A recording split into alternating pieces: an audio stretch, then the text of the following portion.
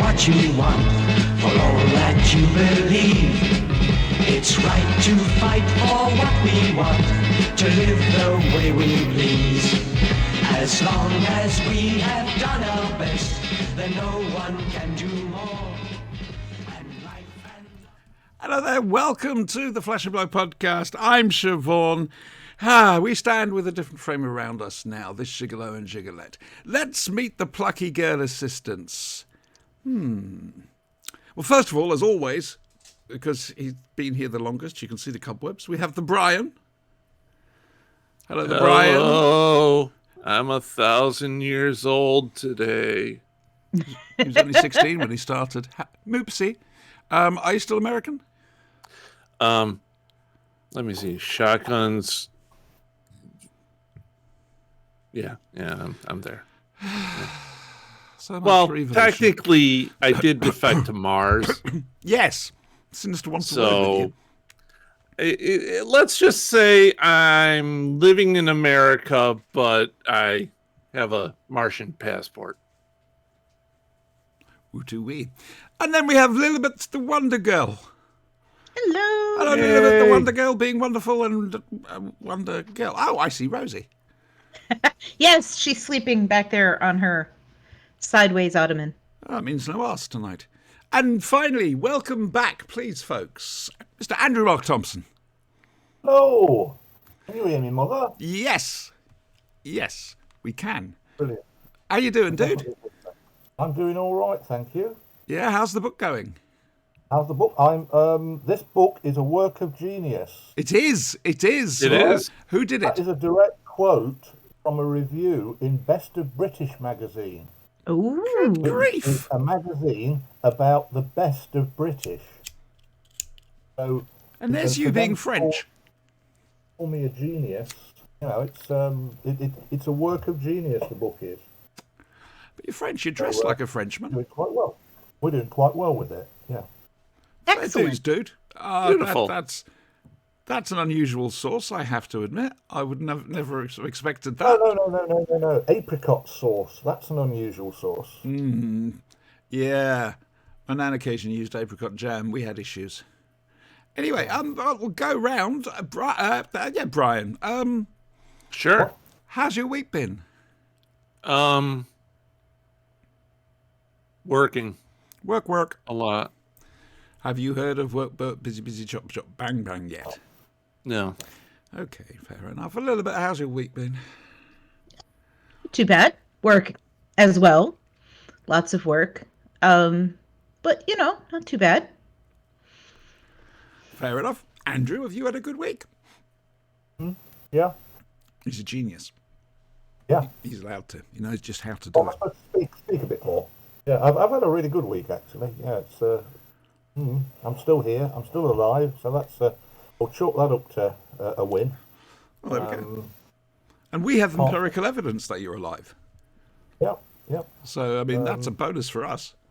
Yes, we totally didn't record this earlier when he was still alive. No, it's not here. My Lieutenant season Columbo. 20 Blu-ray arrived yesterday morning. Oh, aye.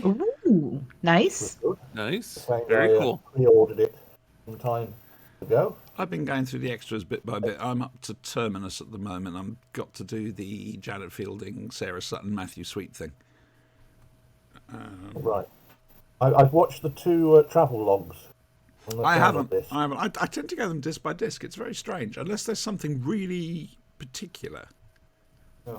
It's weird. The interesting thing about them, one was filmed just before lockdown. The other was filmed just after lockdown.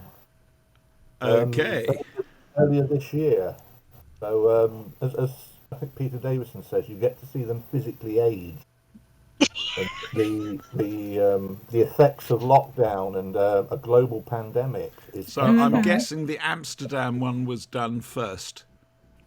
No. The trip to Germany was done first. I It didn't was know a they'd trip gone. to the Time Lapse Convention.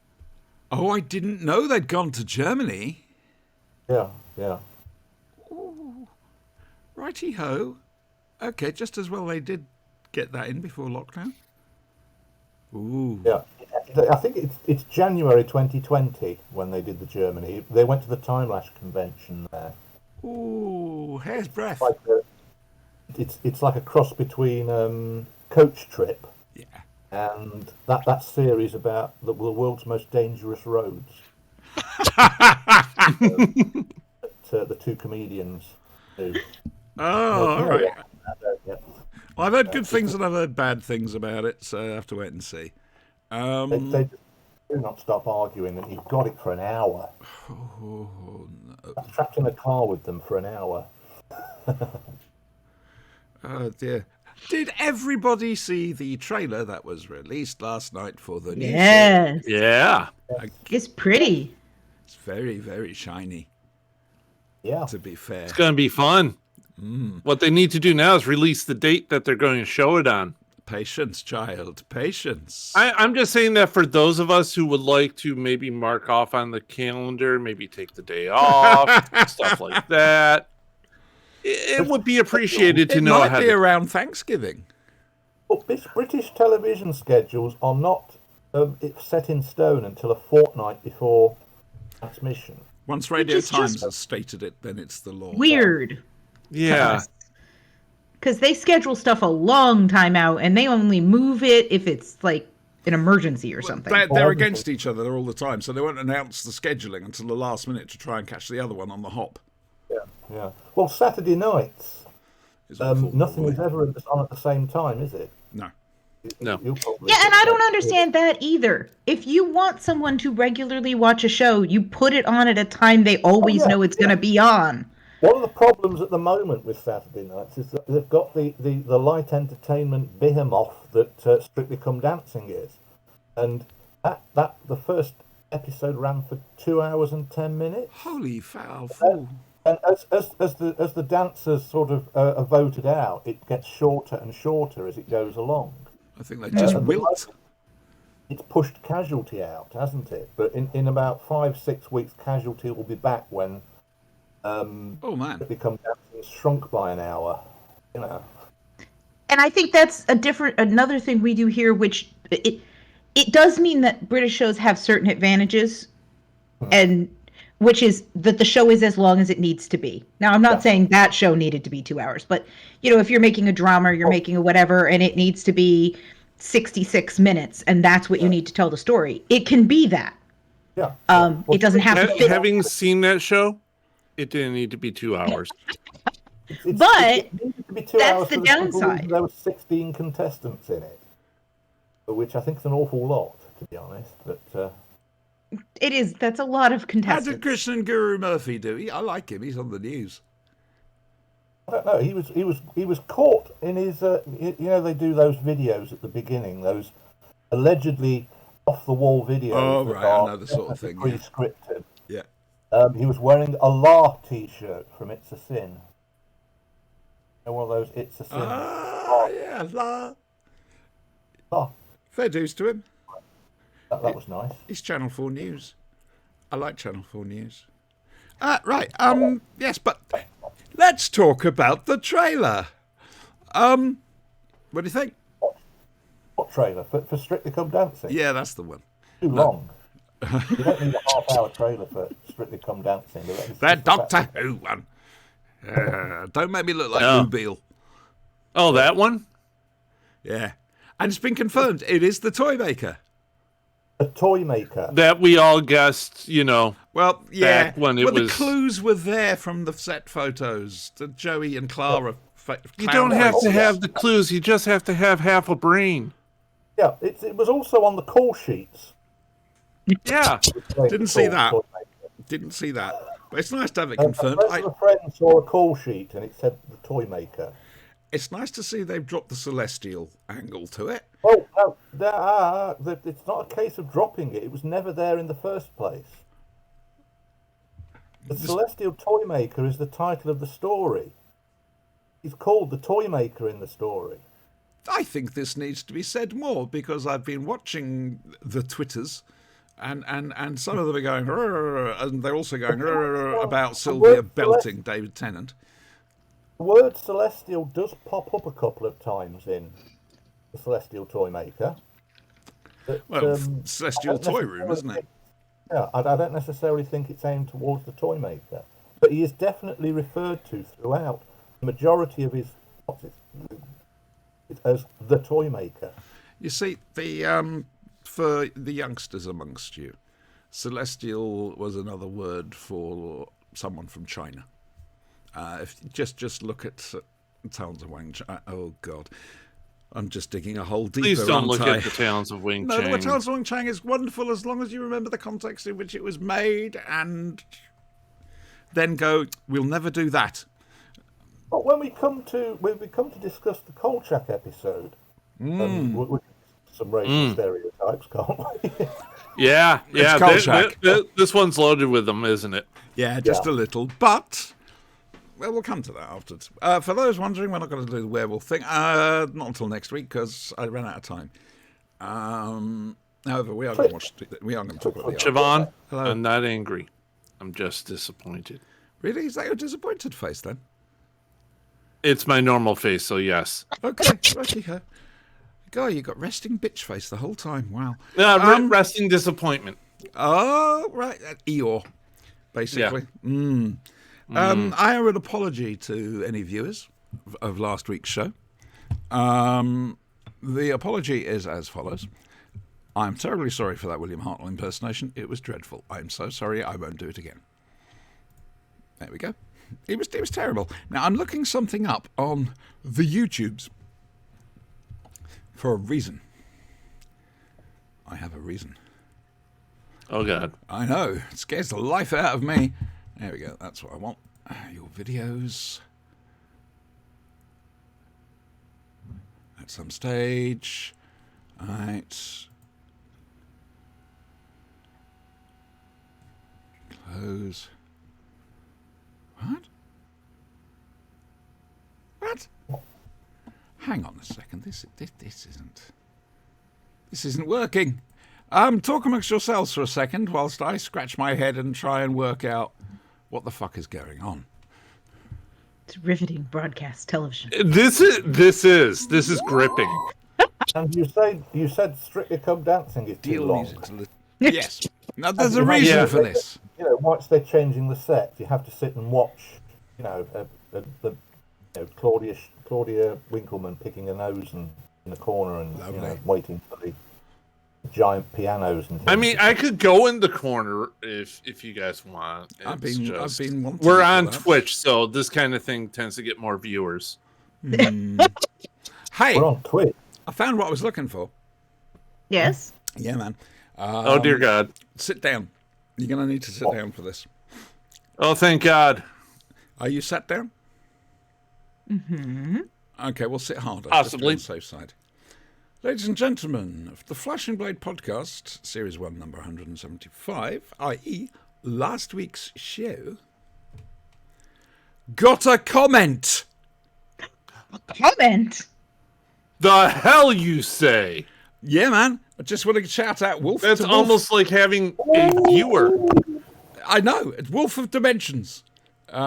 Big shout out. Thank you so much for that. Someone exists. It isn't just a howling void. I think we scared Andrew off. I would if I were you. He's doing something. I'm scared to ask what. We can see you. All right, that's all right then. All right, it's all right. I'm broadcasting from the toilet. To be fair, that's where we do the show from. No, that's where our standards are, just underneath in the Our standards have always been under the toilet. Yeah, ours are in the septic tank. I think right at the bottom where the grime is. Oh dear. So yes, come on. I mean, the trailer looks good. To be fair, with Trailer looks fantastic. I can't wait to see Donna back. Yeah, yeah. Yeah, I love the two of them together. Yeah. We went to see their Much Ado About Nothing when they were in London. All right. And it was phenomenal.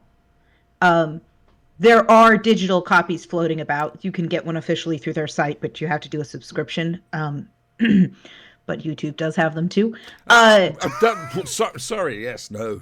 We don't. Oh no. We don't endorse that, not at all. No, of course not.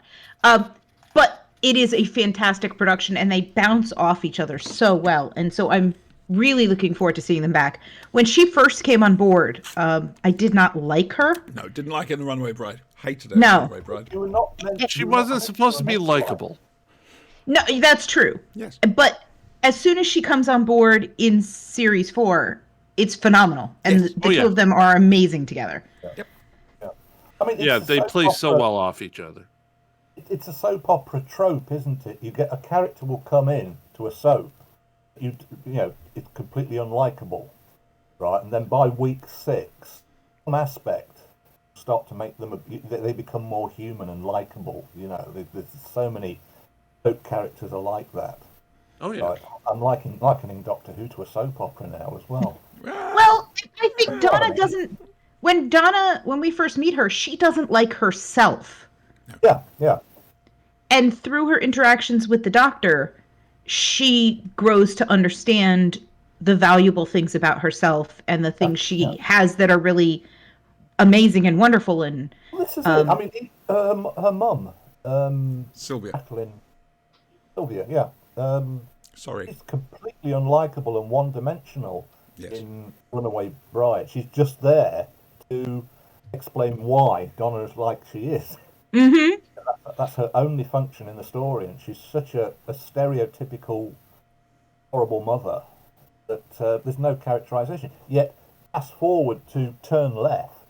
Yes. You look at her. You look at Stunning Jacqueline. performance, wasn't it? What's her name? I've forgotten her name. Jacqueline.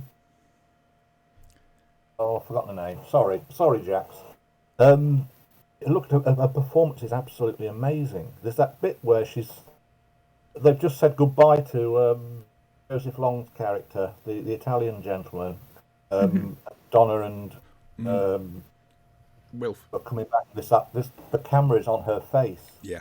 And the weight of what has just happened is just in her face. It's beautiful. And that, from a character that in Runaway Bride was just a throwaway gag. You know? Beautiful. You know, But I think also Donna's ending is so heartbreaking. yeah. That is why she's back. Yes, because we want her back, because we don't want I that. don't to like be- that ending. I mean, it's very good. It's well written. It's a beautiful ending. The problem is I don't want it we for Donna. like the character too much for that ending to take to them. Yeah. Well, Russell T Davies, he said he doesn't like sad endings for characters that you like. Right? Yes, you. Have I to agree. have them. You have to have them. Right? It's part of drama.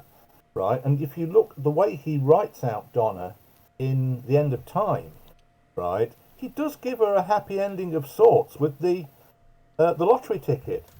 Yeah. Right? It's heartbreaking that she's lost, you know, all the memories and everything, but the Doctor has done everything he can to make her happy, including that big lottery win that he got her dad to buy for her, right? And that is a beautiful bit of but ultimately, her story is tragic.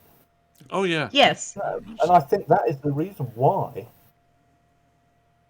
story-wise, Russell T Davies feels happy about bringing her back to actually bring to a conclusion her story. Mm-hmm.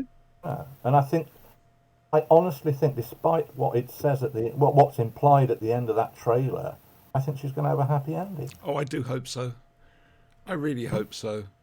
Everyone's Me going, too. oh, God, we can't go through this again. I mean, if Russell T Davies follows proper storytelling structure and you know what's it, and you know all that sort of thing, she will have a happy ending. It's undeniable.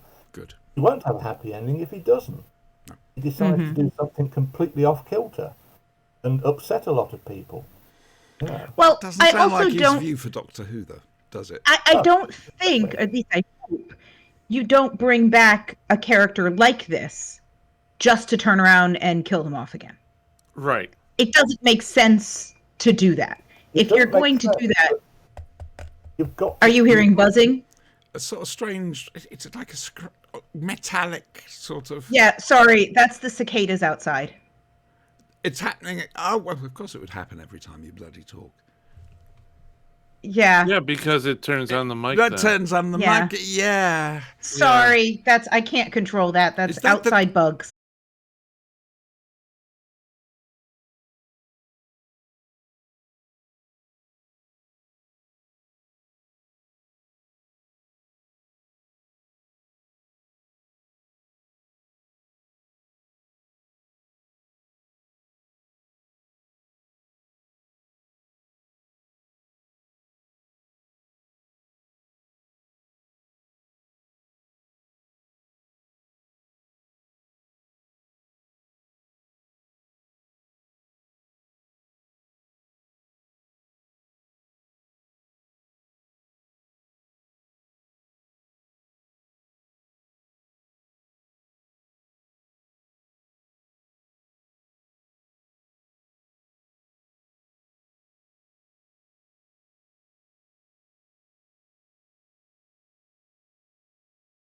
in full HD.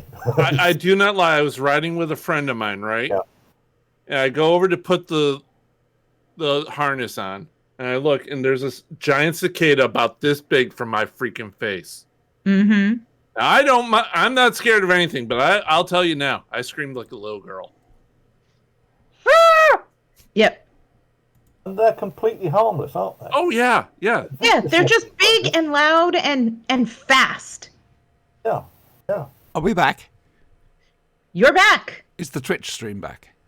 Yeah. that's Okay. it. That was very strange indeed. It was strange. Oh, you've gone robot again. Oh, for God's sake. Oh, Oh, I'm sorry. What? I'm not actually saying anything, dear. Oh, that's because you've no frozen. microphone. Huh? We can't hear you. Right, okay. Righty-ho. What's this done? This has done something nasty, I'm sure it has. No, it hasn't. Default. Microphone. No, yes. I think you're okay now. How's that? That's better. You're good. I can't hear you. No? I No? can't hear. You haven't got your earphones in. He won't hear me saying that, will he? No, he won't hear you say that.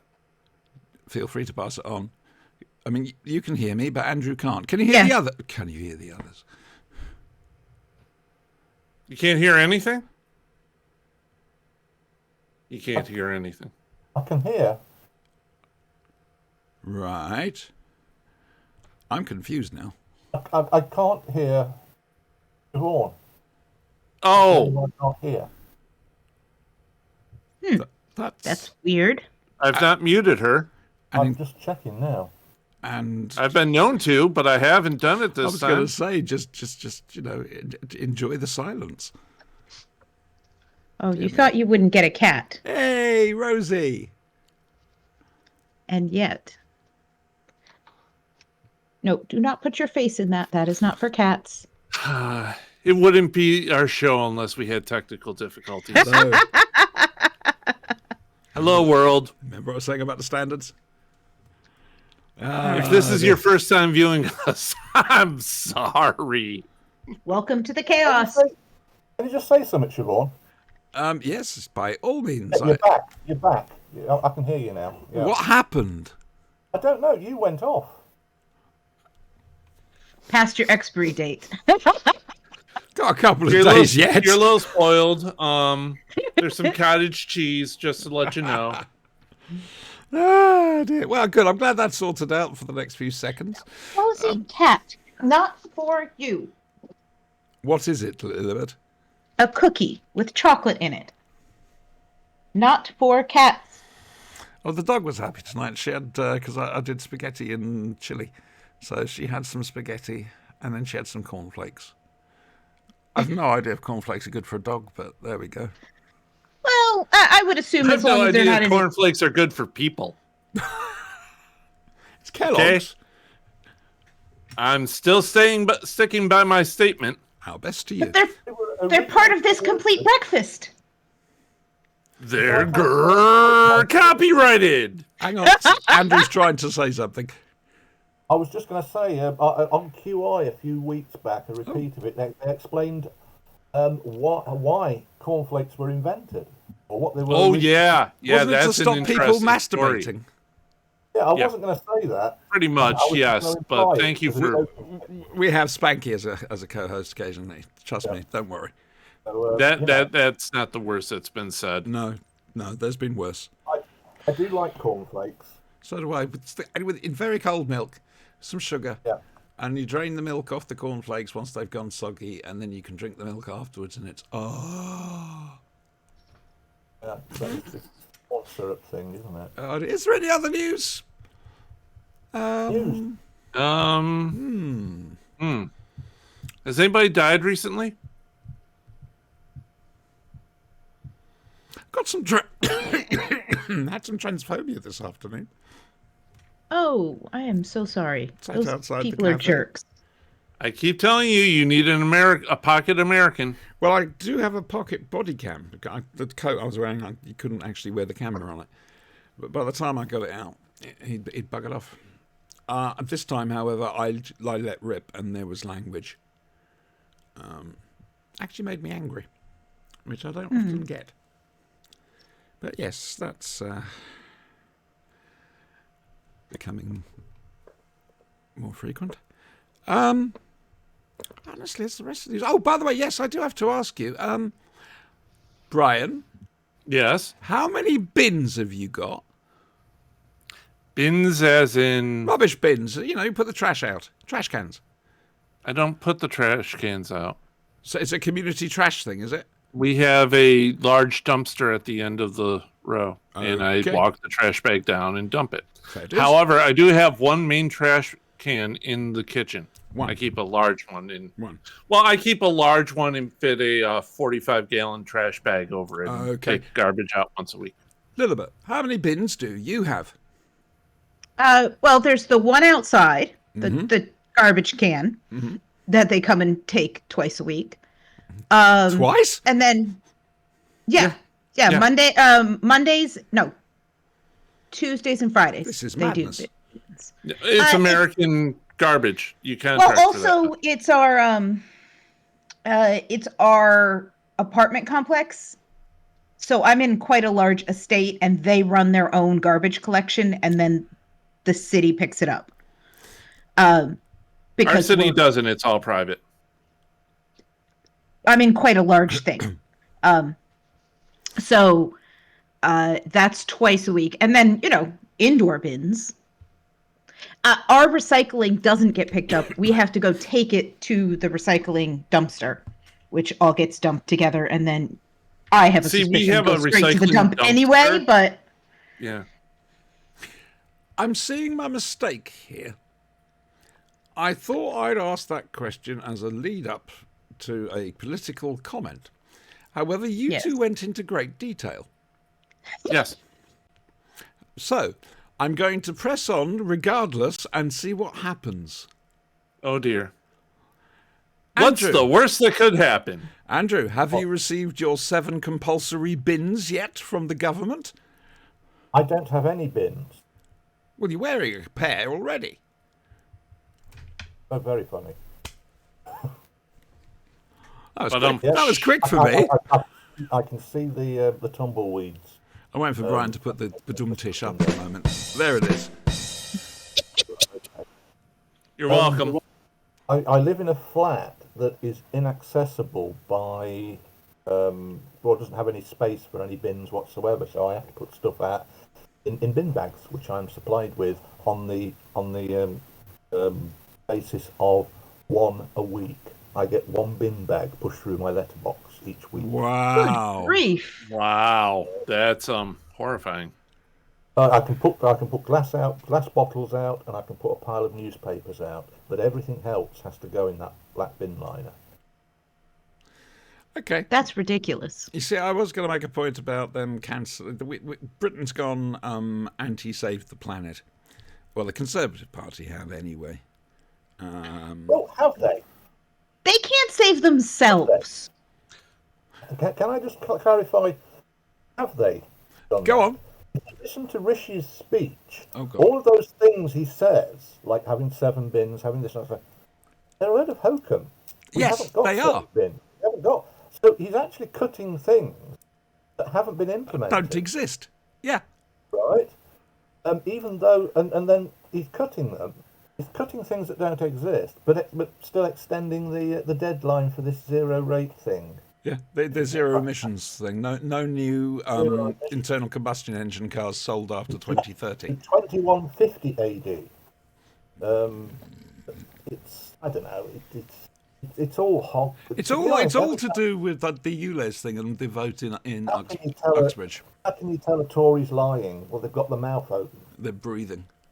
Right. It's It's been ridiculous week again over here. It's basically the argument about that is arguing about nothing. Well, It- I will it's say this. At when least you say your stuff like that- conservatives have enough together that they've decided to actively... They're still going to support the Ukraine. Yes. our conservatives can't decide on lunch. Yes, that is true. Okay. Unless it's tongue down the throat. Yeah, I saw that clip from the yes. yeah. It's a shambles. So, Well, I always say, whenever the Tories announce something controversial or something where they're openly lying about something, you've got to ask yourself the question, why have they done this? They've done this to create a smokescreen so that we start arguing about Evan Bin, or buses or things like that, so that they can get on with doing things without announcing them. yes, They tried that here.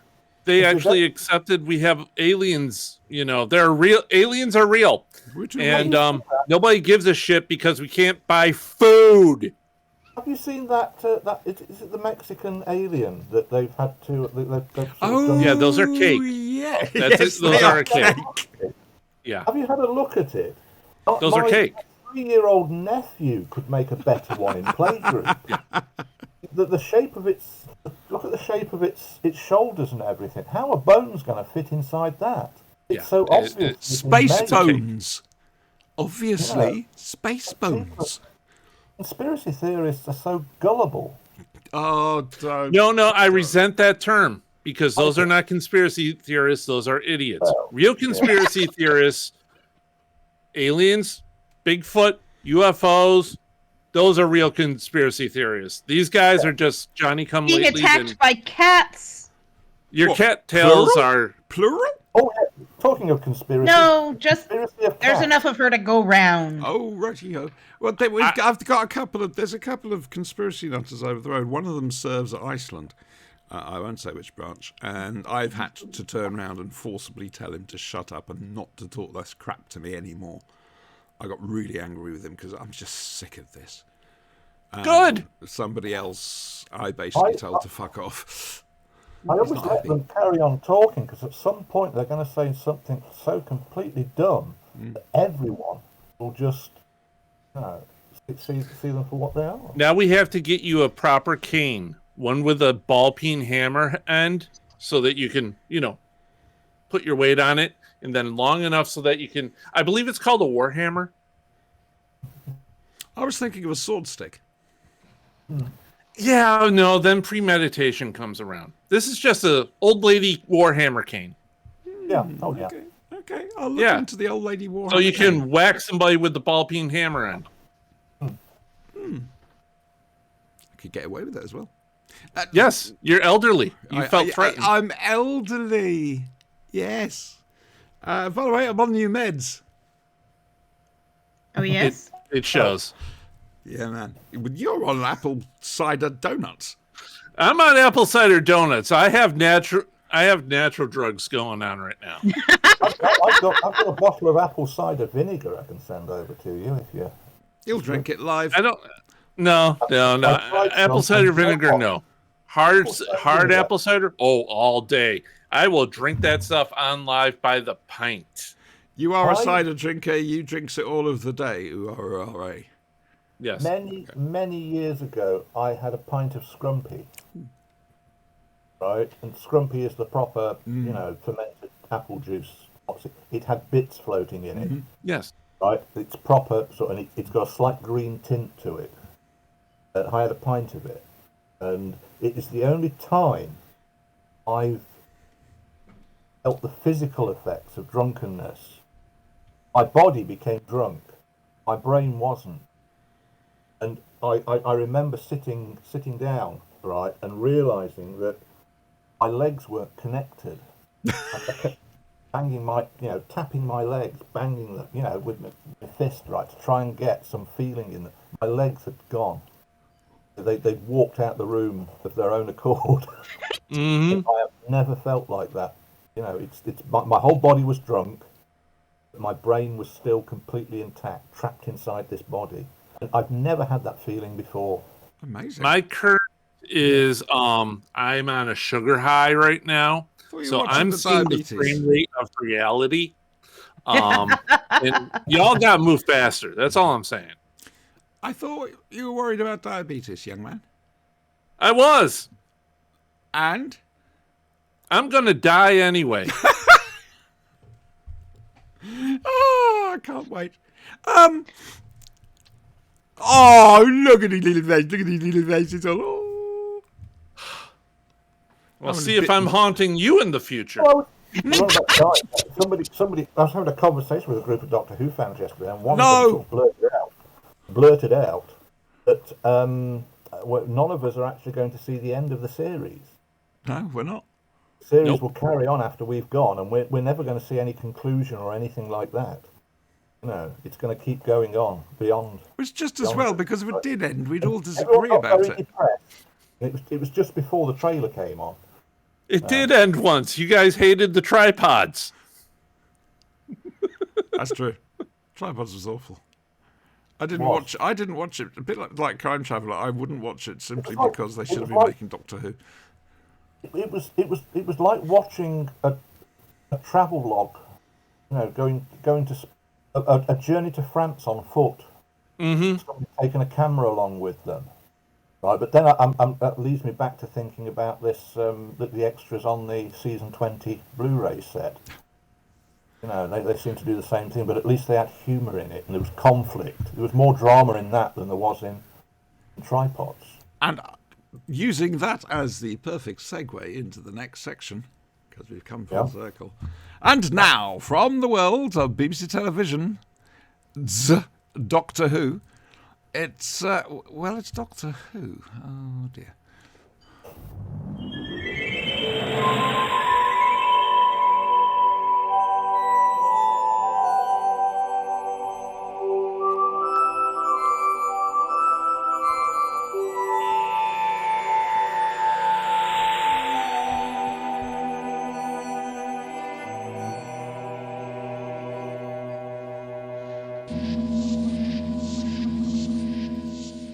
That piece of music. Anyway, yes.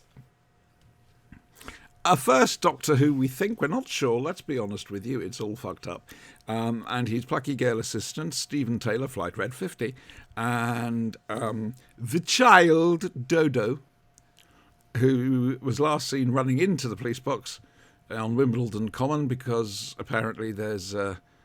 what has he got? Is that a quiz book or is it the Doctor Who information program guide? Oh man, that brings back so many memories. They were Bibles. I thought this was Harry and Sarah.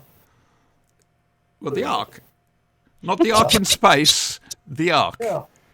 I've watched the Ark in space. I'm with him. What? I'm with you, Andrew. The Ark in space, much better. Yeah. Uh-huh. This is what you get for trying to enforce your views of Doctor Who on us, Siobhan. I wasn't enforcing views. I'm trying to do a broad spectrum of the show. Uh-huh. Ark in space, Harry and Sarah. Come on. What about Harry and Sarah? First of all, Andrew, Overwrapped larva. You've just passed the final test to be a plucky girl assistant on this show by watching the wrong thing. It's, this is my Bible. I still use this. They were wonderful. When it came out, I couldn't get that version, the red version. I could only get the other version. But I wanted the red version for the story breakdowns. Oh, I'm back as well. Oh, that was a Bible. That was, loved that.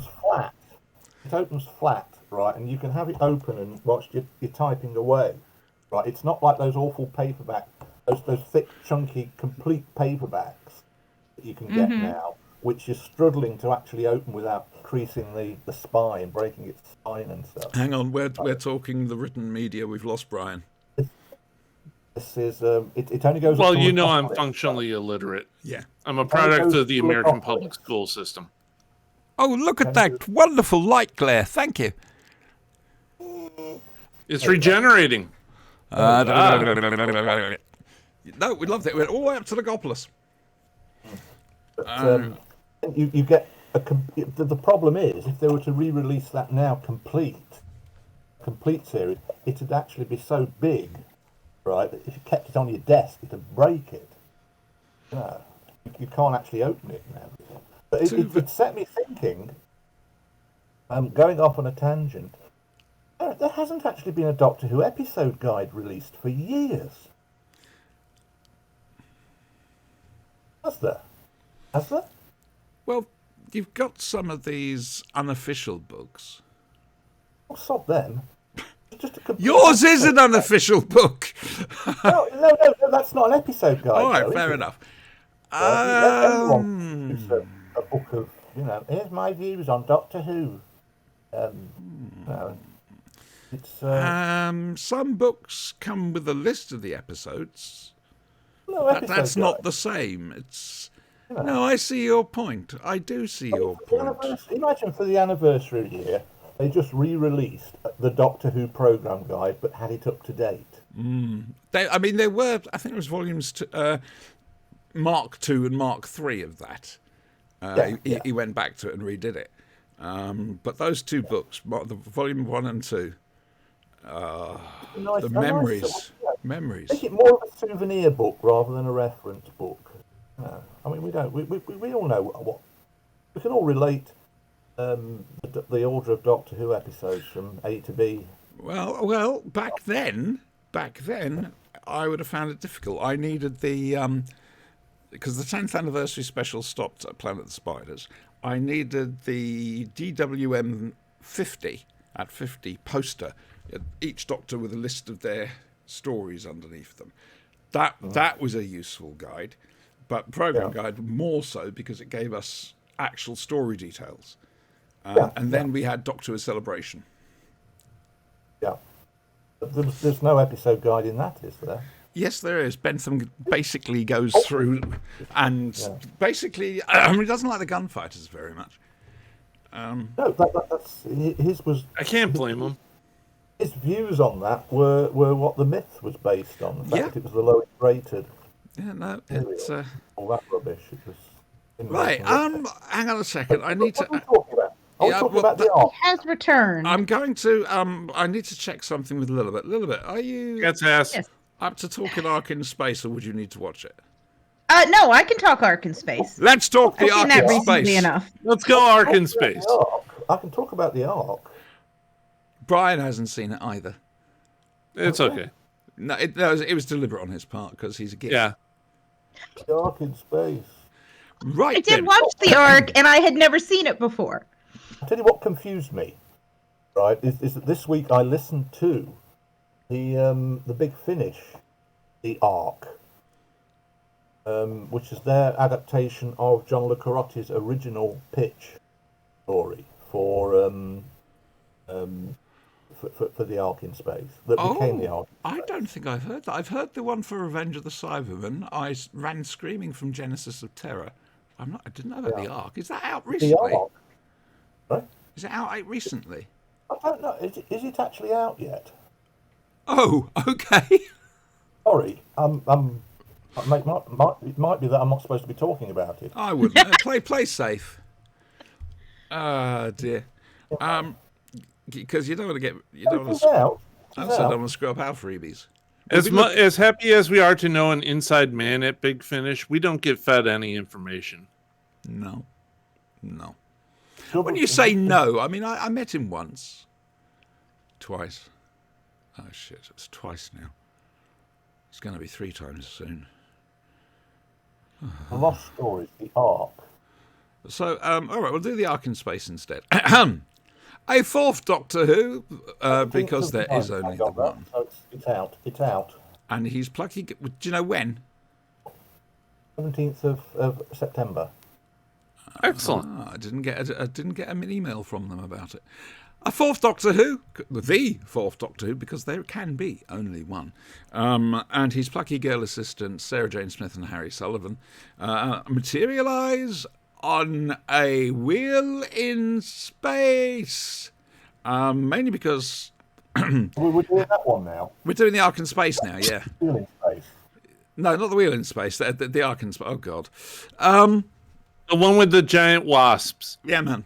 And Harry hit Red the Planet.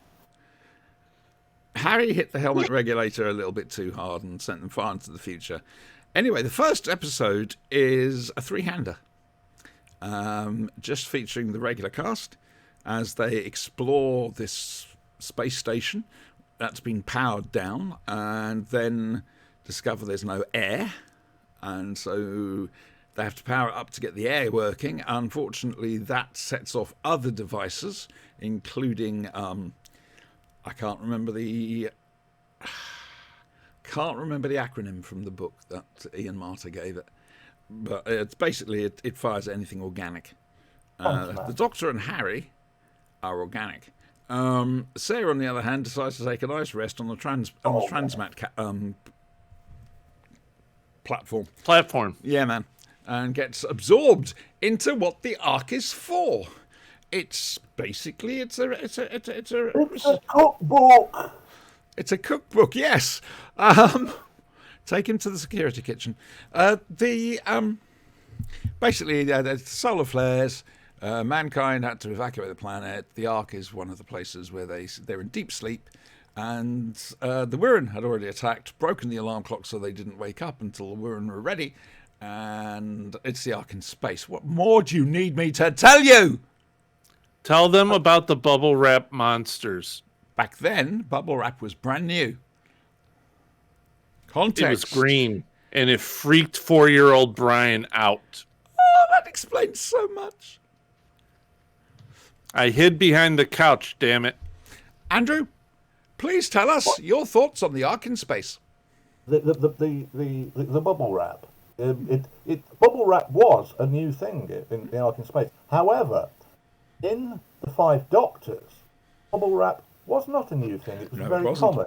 So they dressed Wendy Padbury's Zoe in a bubble wrap dress to hide the fact she was pregnant. Yeah, she's actually, the costume she's wearing underneath is the costume she should have been wearing, and all they had was bubble wrap on the set. You could imagine it had previously wrapped up sort of, things like the coroner. Somehow that makes total sense. Yeah. There's wonderful logic in that. If you've got to make we've got to make a dress. We haven't got any material. Something flat. Tim Gunn says, make it work. And then, in the making of, I seem to remember in the making of, the costume designer saying, "Oh, we dressed Wendy Padbury in a plastic material because she's from the 60s and the future, and it was all plastic back then." No, I don't think so. Yeah. They just found something. Well, going back to the Ark in space. Yes, I remember that. It's a terrific little walk to sort of alien and Quatermass territory, which I don't think Doctor Who's done that properly before. Made it sort of quiet and brooding. It's a massive jump from what had come directly before it as well. Yeah. It reminds of the quote that Robert Holmes had to Terence Dicks when he was commissioned to do Terror of the Autons. Let's frighten the little buggers to death. Right? And you look at Terror of the Autons, everything in that is designed to frighten kids. Brilliant. Nasty policemen, ripping faces off, all that. And you look where the first one where Robert Holmes is fully in charge, right? You get this very frightening story about not just possession, but transformation and painful, horrible deaths. The body horror starts. Yeah, it's a gruesome story. It's about insects that basically lay their eggs inside you and take you over, which isn't a very pleasant thought. Mm-hmm. So that raises the question. It's been posited occasionally by various people that this was an influence on aliens. No, you don't see it. I don't see it either. I can understand where people are coming from, but I don't see it. I get the idea, but no. I believe there's only X number of ideas and stories out there, and people will come up with the same things. No. And if anything, Alien is basically a remake of the Thing from Another World, whatever it's called. It's the Terror from Beyond Space. Another theory was that they were the Borg, essentially. They assimilate you, they take all your knowledge.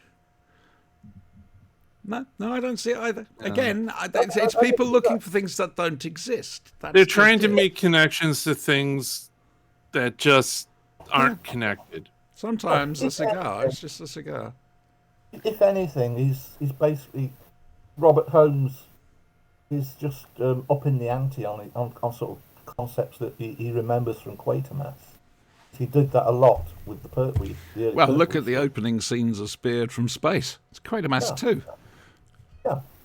I mean, if anything, but it's the idea of it being set on a space station. That was handed to him on the shopping list because they wanted the sets to be reused in a future story for cost purposes.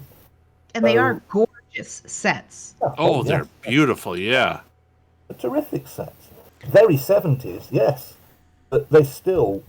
I won't necessarily say they hold up today. You could do them spectacular. You could keep the same basic design, right? But imagine using CGI effects on that corridor. Mm-hmm. The giant window. Right? Oh, yeah. Imagine that done. And imagine as well the honeycomb of people's bodies in the deep freeze, as it were, going on forever, rather than it just being a mirror at the end of a corridor. I can say I'm just looking at the moment at the Big Finish stuff. The Ark, the Big Finish version of the Ark, is not available yet. Oh. So there we go. However, it does leave us a problem for next week. Do you want to do Doomsday, which is an ongoing multi-platform thing? Do you want to do Rose Tyler, the Dimension Canon? 3 or 4 stories about Rose in an alternate universe. Or Torchwood Dog Hop, which could be quite fun. Andy Davison, PC Andy, has stumbled across the last proper pub on Cardiff Bay. He gets chatting to the manager, Naya, who has a strange tale to tell about booze hounds transplanted into real hounds. And the weirdest thing is, Andy might be starting to believe her. Do you want to do that? It's PC Andy. That could be okay. Yeah, we'll do that. I'll download it now. There we go. One of the things about Ark in Space that I think makes such a clear delineation between Robot and really the Tom Baker stories is that we leave behind everything he knew, right? We leave behind Unit, we leave behind the coziness, we leave behind Earth. They're still humans, but we're out in the far future, and the Doctor has no backup. There's nobody he can... I mean, he's got Harry, who he regularly has to be clever and rescue, and he's got Sarah, who's determined and brave, but again, often needs rescuing. He's got no one to, like, turn to and go, all right, shoot at the thing. He's got to come up with everything by himself out there. And in such a clean, white, spotless sort of, it's one of the few stories where the bright lighting really works. It's, if you watch that and then the story before it, it feels like a different program. And I think that is definitely the new producers and writers and everybody putting their mark on it.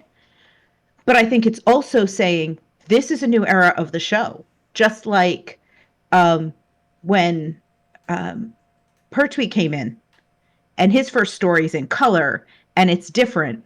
And it's, here's a new era of the show. Yeah. It really stands out, I think. And also the body horror is terrifying. Yeah. I know they cut part of that scene. Yes, they did. I saw it when it first went out and it wasn't cut. That was pretty... Well, it was cut. It was cut before transmission. Was it? Yes. Am I thinking of the book again? You might be thinking of the book, yeah. Yeah, I think the scene's in the book because I remember there's internal narration in the book, like his own thoughts and stuff, and him looking at his hand. It was a godsend to Ian Marter. You want me to do this one? Philip Hinchcliffe, I think he said I think there's a question that everyone, with fans at conventions always ask the same questions over and over again. Is there anything that you cut from Doctor Who? Or is there anything that was cut from the series? And he always says the only time he edited anything was the scene where Noah Kenton Moore. becomes the creature, right? Because there's an absolute really bad jump cut, isn't there? Where Yeah. he's talking and suddenly it cuts and the door's halfway down. You haven't seen Noah's face burst out. Oh, sorry, the Wirren's face burst out of Noah's face, which I assume is what was originally there. But he says it was cut, obviously for being horrific. A little bit inside me says it was probably cut because it didn't work. Can you imagine? It could be both things. I'm gonna go with answer B. It didn't work. It didn't work. Well, considering the bubble wrap on Wendy Padbury, the lies about that. Rosie Yeah. Cat. Rosie Cat. She loves I- you. She wants to be all up in my business all the time. And she's been fed, so this is just attention seeking. Don't we all do that, though? And of course, Ark in Space for us, holds a special place because that's what we named our podcast. Yep. On the idea of the original idea was gather all the things about Earth that were fantastic and Yep. discuss why we should save them. Freeze dry them. Yes. And then it sort of morphed into whatever we felt like watching that week. Sharknado, basically. But it was incredibly eclectic. It was very, very good, and they're still Yes. all available to listen to. Professor David Yes, Atkinspace. because I'm keeping PBIS. Thank you. I'm keeping the Libsyn server everything going, so people can listen to them whenever they want, and I can listen to them whenever I want. I'm tempted to take the audios off this show and put them on an RSS feed, but the amount of effort that would involve, it's just A lot of effort. Do you not have time? Yeah, I don't have the energy, or only after a short bit, my arthritis just goes bang, and away we go. I'm fucked, Brian. Okay, I'm just fucked. You're gonna have to Okay. realise this. This is fine. Okay, This is fine. good. You'll be pushing me around Gallifrey. No. Bollocks. I'll have to be Adam then. We'll have to get you a one of those electric ones. That's what I'm wondering. Do they like hire them out at the hotel for people? Yeah. Goodness me. This is LA, man. I don't know. You're not allowed to have Dalek guns on them, though. This is true. It cannot look like a salt and pepper shaker. Why not? You cannot be trusted to have Davros's guns. You'll see John Levine and start blasting. Yes, and Is John Levine Your going? aim sucks. no. This is we're planning a trip to Gallifrey, hopefully in 2025, when we're all going to finally meet up. Unless John Levine goes. Well, I would think that would be a bonus because I mean he's been an unofficial star of this show for a long time now. Ever since the Vidiprog, back with me and Sinister. Mm-hmm. Oh dear God Almighty! If he ever finds out, we're dead. Oh, However- it's okay. It's not like we've made any money off it, so. Can I have some this time? Sorry, it's a line I used last night, which cracked Jess up in the RPG. So anyway, the Ark in Space. Yes, the Ark in Ark in Space. space. The Ark in Space. Almost a definitive statement of what Hinchcliffe and Holmes wanted to do with the show. Yeah. Except for the bright lights. Except for the bright lights, obviously. Bright light, bright light.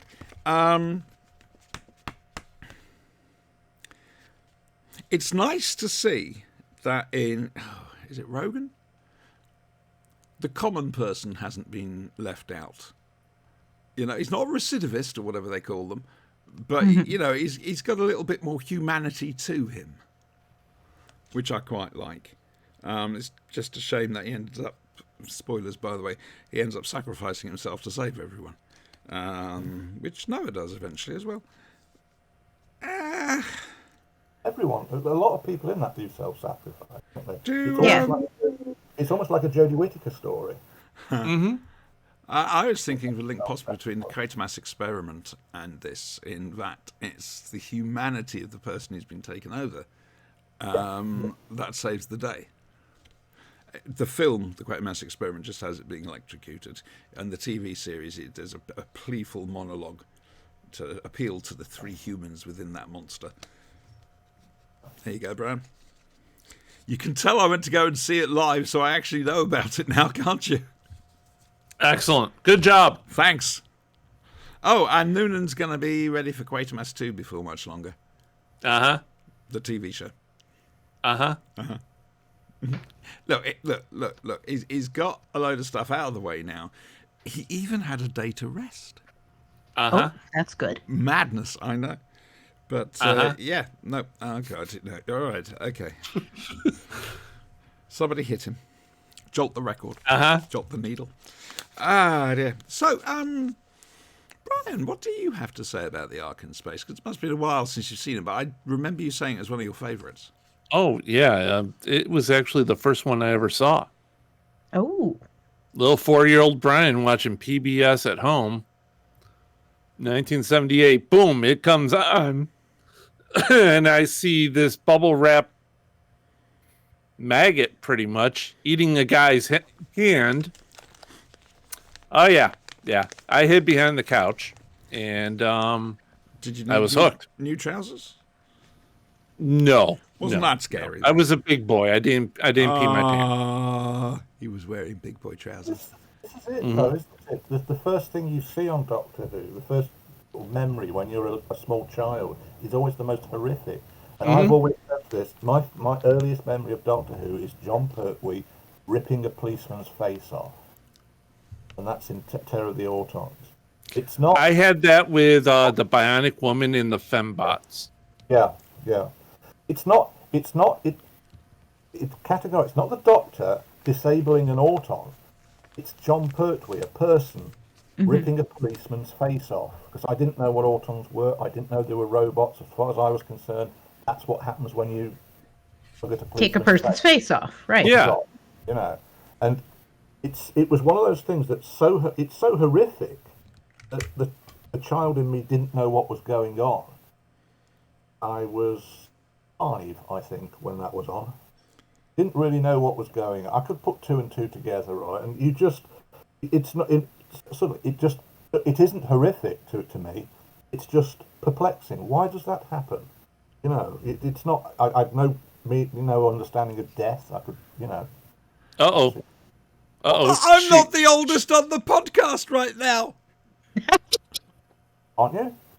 Well, you're saying your first memory is Terror of the Autons. Mine's a year later, Day of the Daleks. Yeah. So I'm guessing you must have been born 66? No. 67? No. 65? Nope. 68? No. Were you born? I was born. I'm from another time. 1964. Ah, right. I was born 9 months after the first episode went out. All right, Can't have been Pops. that good. You just settle back, all right? You relax. You take it easy. Speak when you want to speak. It's absolutely fine. See, this is how you should treat the elderly, Brian. This is the thing. I thought that was... Look, my faithful steed. Fuck off. I have no memory of black and white Doctor Who. The simple reason that my dad liked westerns. He always.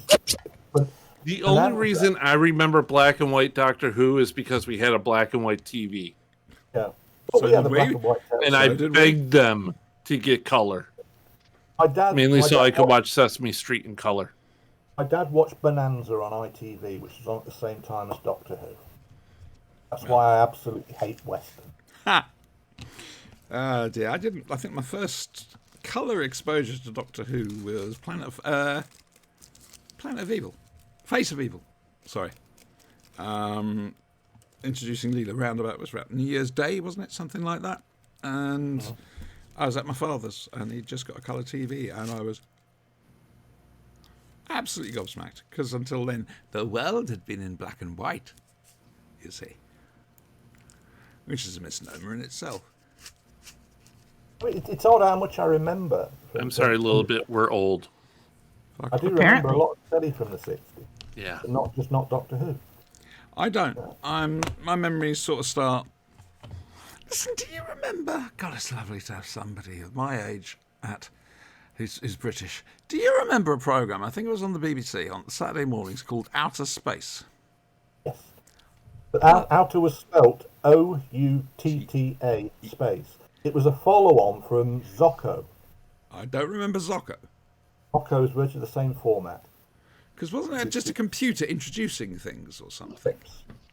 Clips from a silent film, cartoon, Cat Stevens' Morning is Broken. a pop video, things like that. I'm not going mad! It's absolute filler. No episodes of it exist, but there's an episode of Zocco that's turned up. Oh, Which there was also a similar thing called Ali Bongo's Cartoon Carnival. I remember which Ali was a Bongo. similar sort of thing, but it was Ali Bongo and this machine and whatnot showed clips and cartoons. It was basically just Saturday morning. yeah.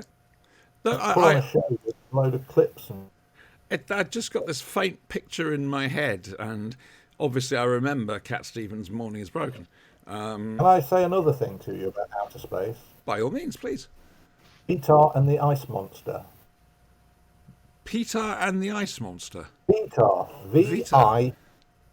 V-I-T-A-R, and the Ice Monster. This does not ring bells. That was in outer space. It was a comic strip, a comic strip narrated, like Jackanory style. Oh, wow.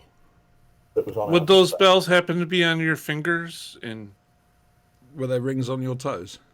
yeah, That's haunting you, isn't it? That song is haunting you. always. The song Always. from the Gunfighters, Ballad of the Last Chance Saloon. I made them Always. watch it once, and, Never again. well, Eddie's not even here anymore. Doesn't So- matter. Never again. No, what I'm saying is, obviously it did for him. Quite frankly. It ended him. Yeah, man. Yeah. Oh, good. I'm glad I'm not going mad. Oh. That's good. Yeah. What's more to be said about the Ark in space? Because, as usual, we've gone into our usual depths. We rambled, didn't we? We rambled. That's the whole point of this show. 2 hours of talking bollocks. We kind of we didn't ramble. We meandered through the conversation. There were tangents, decades. I think, to be fair. Tangents? Tangents, I say. Tangents, madam. We took hard lefts. Wow, you're being a bit racy today. Yeah, I'm telling you, it's those cider donuts. They're The ones you had trouble pronouncing, I know. yeah. Words are dumb. Anyway, I was Doctor Who on the telly. A different one than we were expecting, but it's Doctor Who on the telly. Now we're going to talk Big Finish. Brian should have listened to this week. No, Oh, but it's I got didn't have time. Paternoster Gang, dude. I would have loved to, but I did not have time. Okay. I've no idea if you've had a chance to listen to the latest Once and Future, Andrew.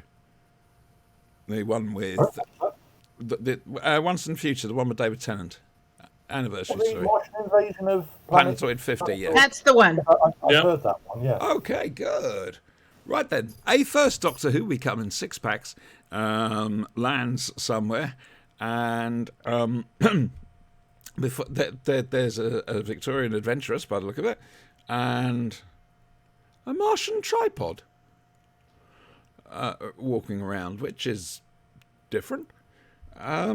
And before you know it, he's turned into David Tennant, because he's still suffering from this degeneration thing, but it means he can go forward as well as backwards. It's getting very confusing.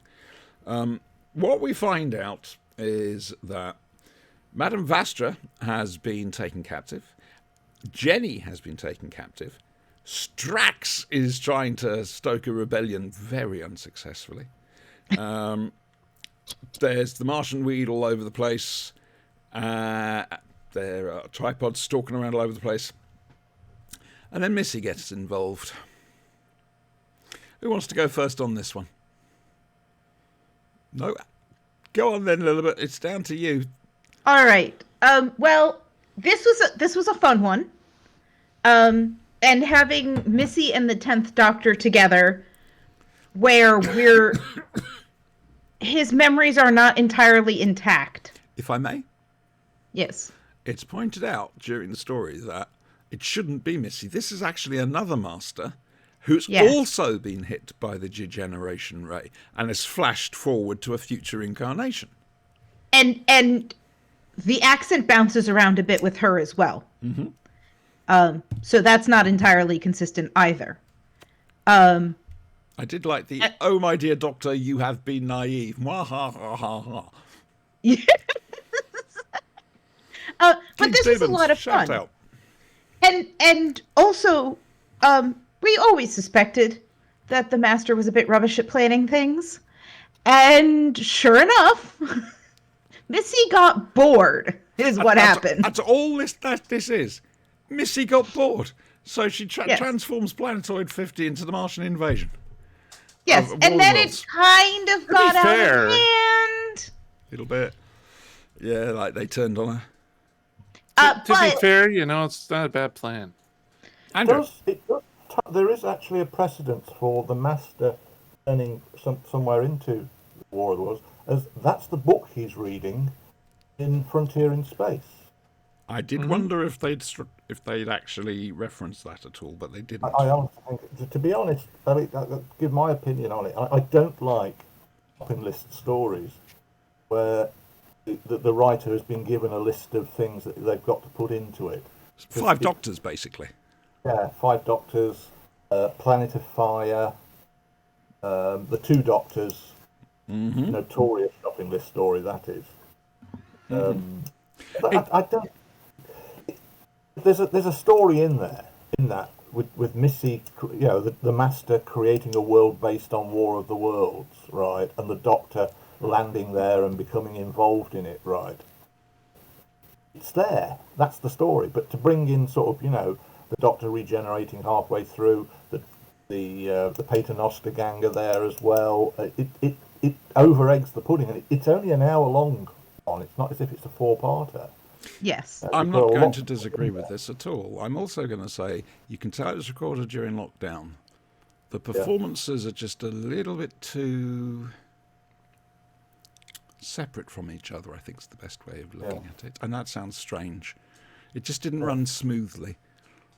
And Strax, I hate to say this about Dan Starkey, because I love Dan Starkey's Sontarans, just sounded a bit too posh this time. Yeah. Well, he has been living with Victorians for a while. Fair.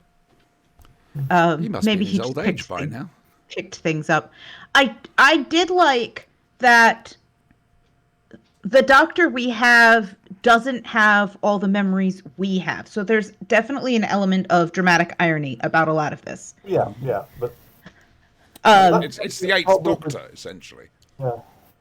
That's the problem with that kind of storytelling, is if you don't know what the lead character, if you know what the lead character doesn't know, there's not, you don't have the tension. If that makes sense. The mystery, that you're waiting for the character to find out something, right, that you already know, and It's that like an can episode be- of Columbo in that respect. Yeah, that's it. I mean, this is it. This is the thing about Columbo, is that you know who the murderer is because you've seen it happen, right? And Columbo turns up, says a few things to the person you know as the murderer, right? And the thing is spotting when Columbo realises they're the murderer. Then he starts weaving stuff around them. That's how to tell that sort of story. Watching the That's how vice that close story, on them. yeah. You know? Yeah. Well, and the You know- other way to tell it is like what Wait Until Dark does. I don't know if you've ever seen that. The old Audrey Hepburn film. It's based on a stage play. There's a point in she plays a character who's blind. And there's a point in the film where we realize quite early that these people who are in her house are bad news and they are telling her lies. And she is very, very vulnerable. And the real tension of the piece comes from, will she clock what's going on? And if she does, what will happen? And then there are things that the audience doesn't know that we learn throughout. But we know she's being lied to very early. And there's people doing things on the set that she can't see, but kind of hears, so that tension works so well. Yeah. Here, I think I kind of don't mind that there's no tension, because I'm kind of happy to have a Doctor Who story with no real stakes. Yes. Like, the only character here that anything might happen to is that narrator girl. And they play it a little bit for comedy. Like, she's doing the War of the Worlds narration, and they're like, "Shh, we're hiding." That is a problem with listening to. I mean, I will be completely honest with you now. This is the only one I've listened to, right? Of Once and Future, or of all of them? Yeah, Once and Future, right? On the whole, I know- they've been inoffensive. I know the plot, right? And I've seen the advertisements for them, and each of them has a lot of different disparate elements in the old series in them, and it's the sort of Doctor Who that I do not like, Fair enough. because it just does not. This is all personal. I don't like that Yeah, sort it's of always story, subjective. Of course it is. because it's nothing new. I'm obsessed. As you're probably aware, I've got ADHD. I have ADHD, so I can't. I Fun, can't, isn't it? It is. I get very bored easily, right? And when I was diagnosed, it suddenly dawned on me why I like Doctor Who, why I've kept with it and lost other shows. It's Go the on. fact that each series of Doctor Who is different. The cast changes, the writing changes, and it's constantly changing, right? And you find that a lot of fans are resistant towards change. Yeah. A sad way. Ow! Everyone wants David Tennant back. Well, they got what they No, wanted. I don't. Again. I don't. I want a new Doctor. I want a new Doctor who's completely different from the previous Doctor. No, I like the idea of having Jodie Whittaker as the Doctor, right? Well, she turned up. Those stories, She was let There's down a nothing bit, wrong. I think. she was let down horribly. The stories were terrible. The writing was appalling. Major third act problems. There's nothing wrong with having a female Doctor. There's nothing wrong with having a teenage Doctor. There's nothing wrong with having an octogenarian Doctor. I think they should have a trans Doctor who's disabled. They have, haven't they? And black. In Rose. Just to Novelization. just to get all check all the boxes look, and make look. people's just. We have I just want to watch their fuzzy little brains explode out of their heads. Michael Jaston at Hooverville this year. Yeah. Did you hear about that? No, I'm not. a box ticking. I don't want to. Yeah, no, fair enough. I was very surprised. Mind you, to be fair, there hasn't been a hoo-ha. No, because So- we've kept Yeah. the lid on it and not treated it like gossip and. And don't worry, the lid is still kept on. This show doesn't have viewers. No. So I wouldn't worry. Yeah, pretty much. It's just. There'll never be. You heard it here first on the Blade because we don't get people to No, listen. I'm not covering it up. I just.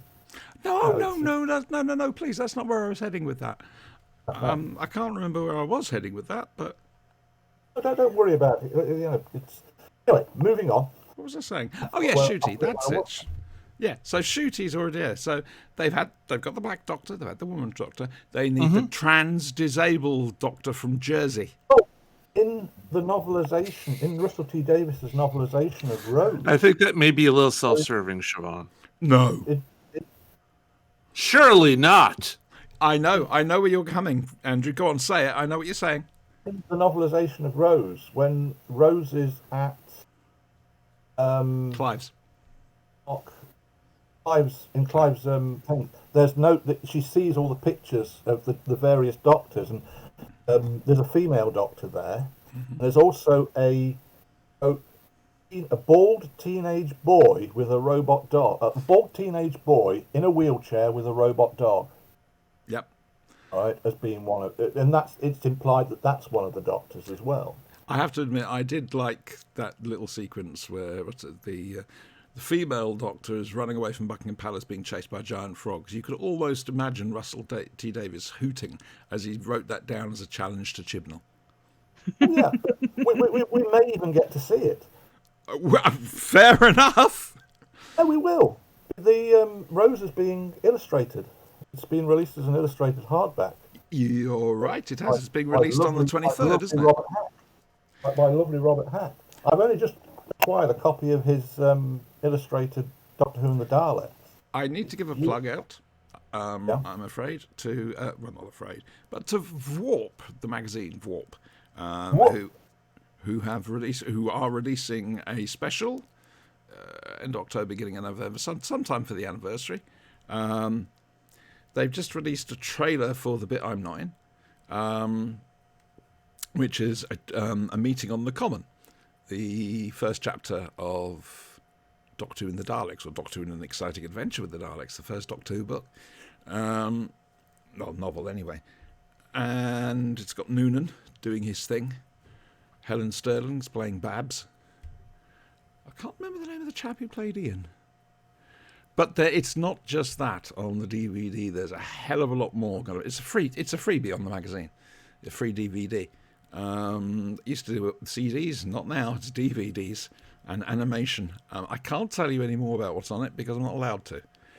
I am involved. I was asked to be involved. I didn't push my way in. I was asked, and so.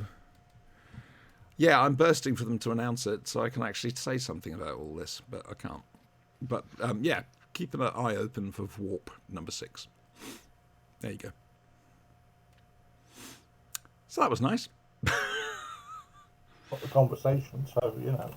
Yeah, man. What are our opinions, then, of Martian invasion of Earth? Do we give it a mark or something? Or... I normally do the thumbs up or thumbs down, but I'm not really one for giving marks to that sort of nonsense, because, quite frankly, this is just our opinion. If you want to know what it's like, go and listen to it. Oh, I enjoyed it, and because I enjoy the Paternoster gang. The only thing that I would say is Vastra, while she's being kept prisoner, is wonderfully plotting. Like, she's wonderfully, you know, like, when I get out of here, which I will, you will regret it. And then she does get out of there, because he doesn't regret it. Well, the There's Doctor sort of wouldn't a let her. lack of follow-up. Yeah, the Doctor sort of stopped her, didn't he? Yes. And I think perhaps the Doctor should have wandered off for a little bit, found something else to do, and come back. I could have screwed up the timelines. Missy had it coming. Yeah, but if Vastra does her nasty to Missy, who's a different Yes. incarnation of the Master than we actually see, there's a chance that the Master will die, and therefore that Missy incarnation won't exist, and it's getting very confusing. I'm sorry, you took the lady's wife prisoner. You got what you get. Like, you made that decision. You take your consequences. No, I'm quite right. I'm with you there. Talking of chess pieces picked out of a box, I think the next one's David Warner, Christopher Eccleston. Shit. It'll come to me. There's other stuff involved. It's gone. There's other stuff, other things, other moments from the Doctor's past. Oh, that's right. The Lumiat's there, which is the Master's version of the watch of the Valiard. It's the Good Master, which is quite funny. A bit prim and proper.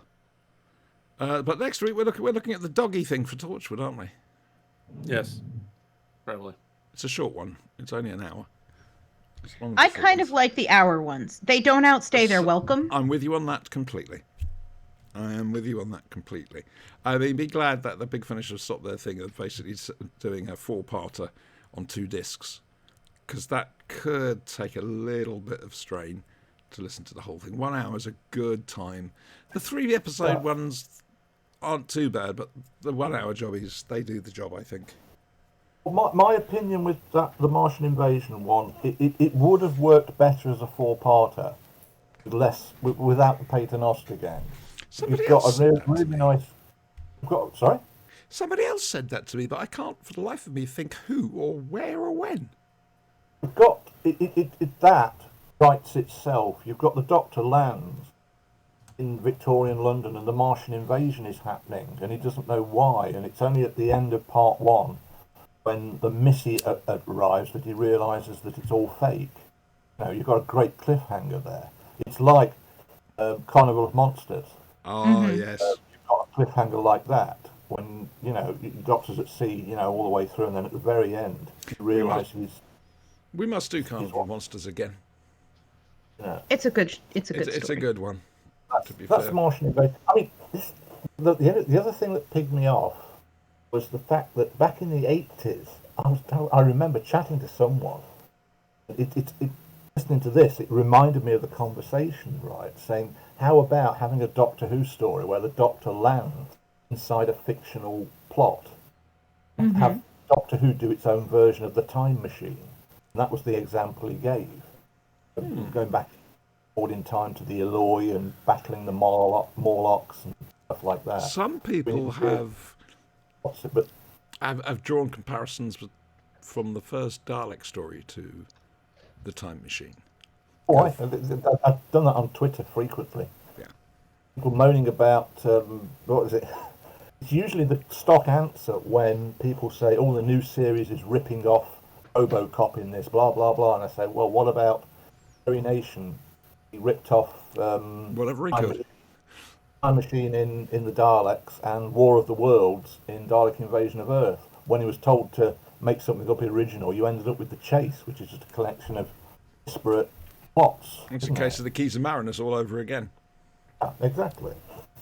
There is a book series where a sort of a detective type character actually does go into books and interact with characters, because characters are being kidnapped out of stories. Yeah. And so they have to go. It's the Air Affair. It's by Jasper Ford, I think. Yeah. This There's stuff- that Pride and Prejudice and Zombies. That too. There's Yeah, all trapped in another book. Well, this therefore gives us a choice. Yeah. See, I was going to say that next week we were going to watch The Ark properly. However, now you start talking about fiction and everything else like that, I'm thinking about doing The Mind Robber. So do you want Troughton or Hartnell? Both black and white. Well, I've watched The Ark now. We'll do The Ark then. That gives Brian another week not to do it. So that's good. Look at you happy. Look at his seen it little before. face. Although I I'm did still watch going the to end talk of it about while the I Ark was- in space. You Yeah, realize man. that, right? Yeah. But we've just done that. Just now. I know, but I still will talk about the Ark in space. I am going to slap you when I meet you.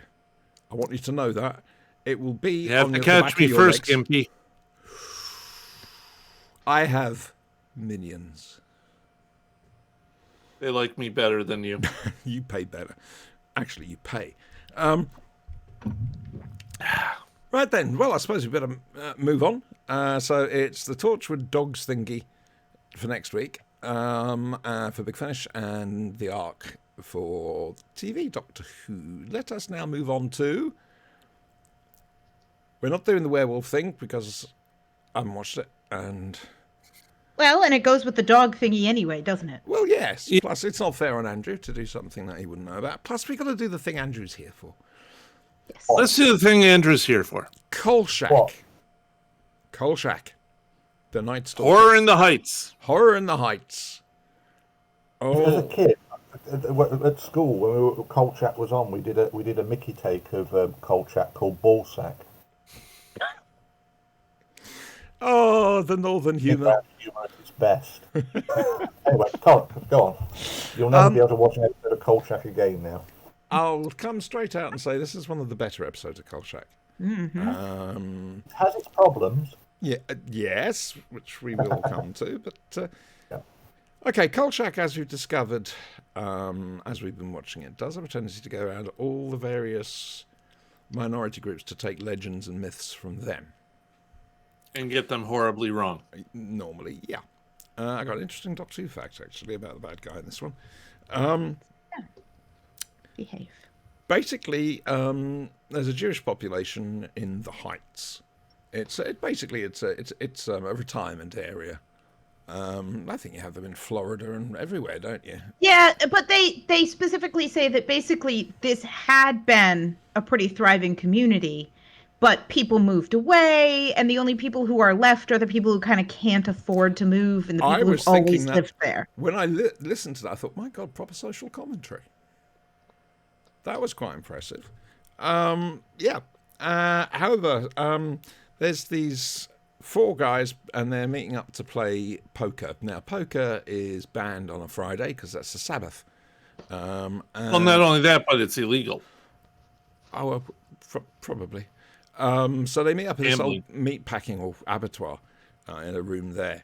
One of them toddles out to go and get the glasses for some wine, and oh dear, he sees his rabbi, and he invites him in for a drink, but no, the rabbi's not really the rabbi, and he gets killed dead, and his flesh stripped from his bones.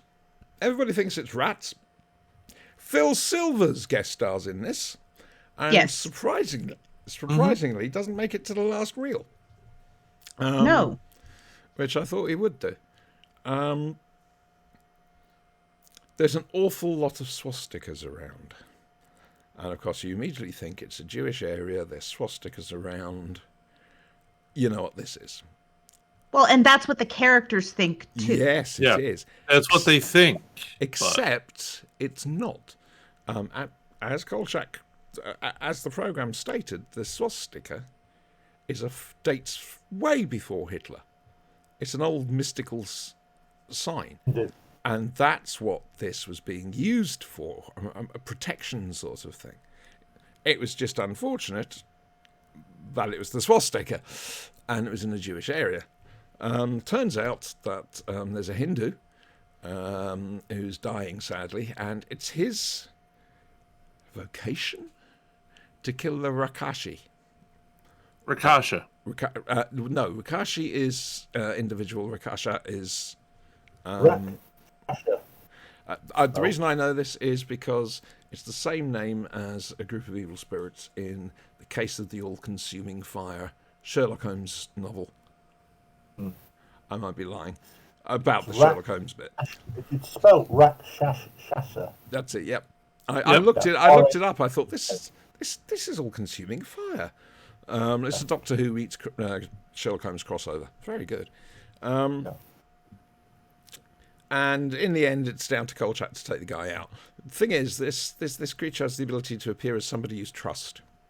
So you'll welcome them, and Kolchak was going, I don't trust anybody. Turns out he trusts Miss Emily. Yes. Mm-hmm. And you do have, well, first of all, the idea that the cat is going to knock over my mic again.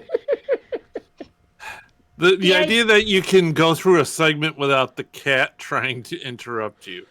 We should have a bingo card. The idea that the most vulnerable you are is when you're trusting someone, and that the creature appears as the person you trust and then betrays you is both terrifying and also the ultimate evil. Is to break your trust with someone you trust. That's really, like, yes, the thing kills you dead, but before it kills you, it betrays your trust in the person you trust the most. That's horrific. And I think that's what makes this one of the better episodes. Is, yes, we have a funky creature right at the end, but this is a proper mystery throughout. I have a question. When Kolchak faced up to Miss Emily, was he taking it... Did the actor seem to be taking it 100% seriously, or could he have actually gone a bit stronger on it? I think he thought that it was the Rakasha. Mm-hmm. It just seemed a little bit light-handed. That was all for what this was. I agree. I think if he played it any stronger, I mean, through the whole thing, I was like, well, I know what kind of show this is. So I know it isn't really Miss Emily. But if this were any other show, that is going to turn out to really be her. Even though she has no reason, like, there's no reason for her to actually be there. The thing tells him a lie that it followed him. What threw me was it was talking. Yes, because none of the others talk. Yeah. If it wasn't talking, I'd say shoot her dead right there. Right. Don't let her But get it does within 10 talk. feet. You don't like old age pensioners, do you? Well, I don't trust things Old like age that. pensioners. Yeah, pretty much. The thing with the old lady is all the way through it is the comic interest. Mm-hmm. Like, even at the very end, it's played very like a comical thing, and I the like. delivery Sorry. the delivery of Kolchak's final words. He's typing it up. He actually says them to camera. Yeah. Mm-hmm. With It's a smile on his face, as if it's the. No, it's the. Well, it was the nice to punchline. actually have a decent wrap up for once with Kolchak. Yeah, yeah. To be fair, we don't happy often get one. The Miss Emily is rapidly becoming Mrs. Hudson, the Una Stubbs version of Mrs. Hudson, who has secrets. She can do this, she can do that, she can do the other.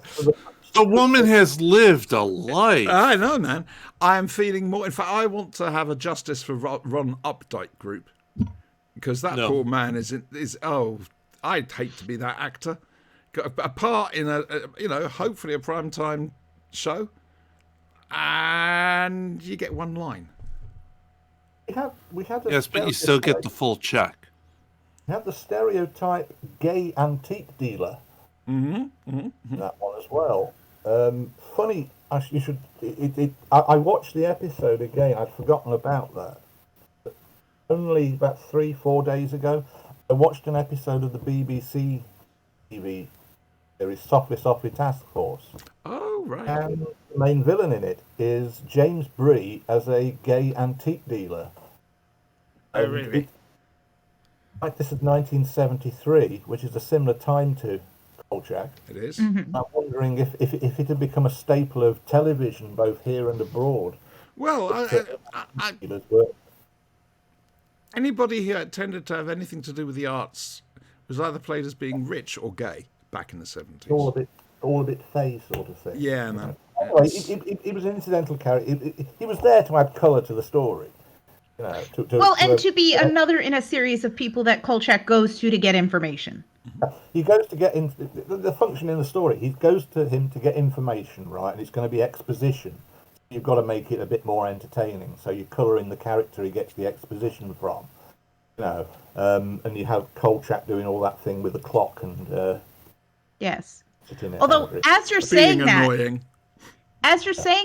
it occurs to me that many of those characters have been women so far. Yes, that's very true. Pathologists, etc. Yeah, where he goes and tries to talk them into telling him information, then they're kind of reluctant because they're kind of busy. Drunk widows. Yeah. But this And Kolchak's like, "Hi, I'm here and I'm annoying." it harkens into stereotypes, doesn't it? I have to ask. You have. Sorry? No, go on, please. Andrew, you're the guest, please. I was just saying, it harkens into sort of the stereotypes that if a character's got to do something functioning in the plot that's dull, like give out information, right, then you usually adopt, you usually give the character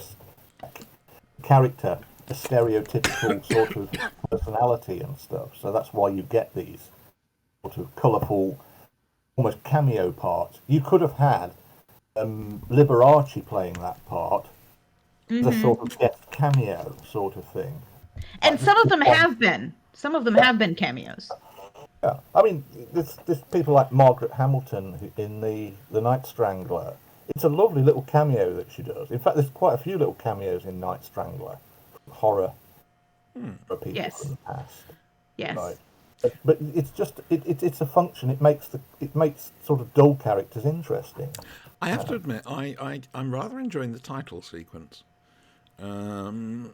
It starts off nice and cheerful. He's whistling, he's getting into work. He's kind of, as soon as he starts typing, the music goes serious. And there's that shift in lighting. I love it, and I love that final shot where it's freeze frame of him turning, I think that's great. Well, and then it's finished in the closing titles, Is it? where he finishes typing and he picks up his hat and leaves. Yeah. I've never watched that That's far. the end of his workday. I've never watched that far. So his workday is come in, type a little, And be body armor. horrified, Yes. finish the story, go home. Fair enough. Good enough. Yeah. No. Chicago's finest weren't knocked all over the place this week. No, No, but they were eaten. They were eaten, were but eaten. they weren't thrown around because we know Chicago's windy. But I worry about the police there. They're not tied down very well, quite frankly. What's the next? They tend to go through lots of windows. What's the next one? We've done Mr. Ring. What's next? Oh, let's find out. I say a shout out for Abraham Safire, By all means. the gentleman who plays the Rakshasha. The man Old covered in guy. the fur. The man in the man in the brown makeup at the end, the old guy. The old guy. I honestly Yeah. thought he was Indian. Mind you, I was watching on my iPad. His name is Abraham Safire. He's a very well-known sort of actor who's in loads and loads and loads of things. His acting career dates back to the 1937 Things to Come, Good grief. and he also plays the judge in Matter of Life and Death, I like that and he film. pops up in so many. He's popped up in Star Trek, Lost in Space, all sorts of things. This was his final acting role. Oh wow! And he got a death scene in his final acting role. Right? Yeah, he died. A in really like- good, a legitimately good Really death good scene. one too. Yeah. Oh yeah. He's a terrific. Oh, what's the word I'm looking for? One of those actors who if you saw him out of that makeup, you'd instantly recognise him. I guarantee. He's in a lot of. I think the makeup's a bit over the top on him. So they've browned him up a little That bit. just shows how bad at noticing things I Uh, am. I genuinely actually- thought they'd got an Indian actor in. He actually I is. feel terrible now. Right? I thought they actually got an Indian actor in. I didn't realise. I was Can watching. I quote here? I've got his Wikipedia up.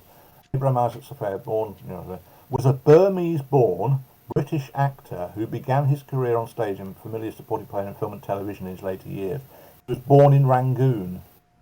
He's descended from Baghdadi Jews. Right? So he's got a lot of What a colourful background. Influences and roots and things. in his roots. Yeah, man. I don't feel so bad now. Yeah. Next week's episode is Primal Scream. Okay, we're still talking Kolchak, yeah? Yep, Yeah. Primal Scream. Hey, Andrew, did you ever listen to Jeff Wayne's musical version of The War of the Worlds? Can't stand it. You can't stand it. Very bitter about that. Moving, I've gone off it because of Jeff Wayne copywriting the title War of the Worlds, so you can't release any CD called War of the Worlds. It's trademarked. Did you know that? So you're telling me that somebody went along when War of the Worlds went out of copyright, he bought up the copyright.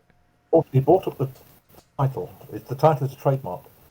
That is why the Big Finish CD version is called The Martian Invasion of Earth. Little sod. They can't release a CD. You can release books and everything else, but a recording like that, CD or record or tape, can't be called War of the Worlds. Wow. It really pisses me off, that does, and I'm not giving him a cent of my Okay. money. So that's that joke down the pan. Yeah. What's the joke? Oh, Sorry, I've completely ballooned your joke. She made us listen to it. I was trying to explain to them it's a sort of a British rite of passage during the 70s to listen to Jeff Wayne's War of the Worlds. I'm not denying it's not a. It's There, no, that's all I'm after because they don't believe me. They just think it's a pile of junk. Well, I didn't say that. sorry, I'm using the royal they for I the do Brian. I did like the piss take version in Brian Pern's. Oh, Day of the Triffids. Oh The Day of the God, Triffids, narrated by Roger Moore. who falls asleep halfway through? absolutely brilliant. That I love was. the Brian I Pern did stuff. the record sleeve for it. Oh man, cool. I And it love was Brian brilliant. Pern stuff. I just wish that they'd release the Brian Pern tribute show. I've got the first couple of series on DVD, but I need the one where he's dead. And they've got Tony Blair to come in because it's a spoof rockumentary. Essentially Peter Gabriel, except there's a guy called Brian Pern. And every time they get actual famous people to talk about him, obviously they're in on the joke, fair enough, they treat it seriously. They always get subtitled wrong. So, for example, oh dear, I can't remember her name now. Mariella Frestrop or Joe Wiley, somebody like that, would get played by a really old woman, and they'd still come up with that name. They got Tony Blair, former Prime Minister, to do a bit as a tribute to Brian Pern. Happy Pop starts speaking, the caption comes up, Tony Blair, possible war criminal. They did with Roger Moore, if I remember right. Wasn't Roger Moore's James Bond, and then underneath in smaller letters, Roger Moore? Very probably. I'll have to go back and watch Wrong it. way round. Oh, God almighty. Yeah, you need to... I think it's on Roger Moore was Spotify. actually in it. Some of the tracks from Brian Pern's musical version of Day of the Triffids are on Spotify. I tell you, in that the documentary about the making of that Day of the Triffids album, they actually used the Triffids from the BBC production of Day of the Triffids, didn't they? Oh, my God, they hadn't perished. There's some... I've seen pictures of some fan-built ones. They're absolutely amazing. They look so much. Oh, like so the not necessarily the original props, but... Well, they're not necessarily. Oh, that's... Right, I'm getting confused. Sorry. Some fan-built ones that were on sale at the prop gallery. I thought it was the original plants. You feed them with blood, you take care of them. They'll live forever. Oh yeah. Got to be careful though. They keep trying to take over the planet. It's just It's one of those things. Anyway, I told you, I hate vegetables. oh, I had spinach earlier, don't worry. Okay, so did we enjoy that episode of Kolchak? I will put my hand up immediately and say yes, very much. There was more very much. There And was Always. more to it than most Kolchak episodes put together. I enjoyed this. Clue. There's a little clue that I spotted when I first saw it at about 2:30 in the morning, back when ITV showed them. Right, that kept bugging me. The ADSD sort of, bugging me. Some of the swastikas are back to front. Yeah. On their Again, wall. I think that might actually be a That was on genuine thing. purpose. Yeah. It was on purpose it said there's something wrong with these swastikas. Yeah. Yeah, and an intelligent person watching it would notice something like that, like me. But no, And I think what I makes wouldn't know why. what makes the story so good and so rich is you have such great character actors Oh, yeah. and honestly really good writing. The little scene between like Saul and Miriam, and they're walking back from this yes. older couple, and they're walking back from the movies, and she's worried because there's been all these incidents in the neighborhood, and she doesn't want to go down the little alley. You've got to care about characters if you're going to kill them off. Yes. Yeah. Oh, very much so. Yeah. What's the point of having them otherwise? And it's All just a those- little moment. The old men playing the poker, right? They've all got these rich characters. They do. They're entertaining you with their banter and dialogue. You've got Phil Silvers as one of them. Yes. It's Apparently, he still owes some money for the wine. bottle from the other From week. the last night, yeah.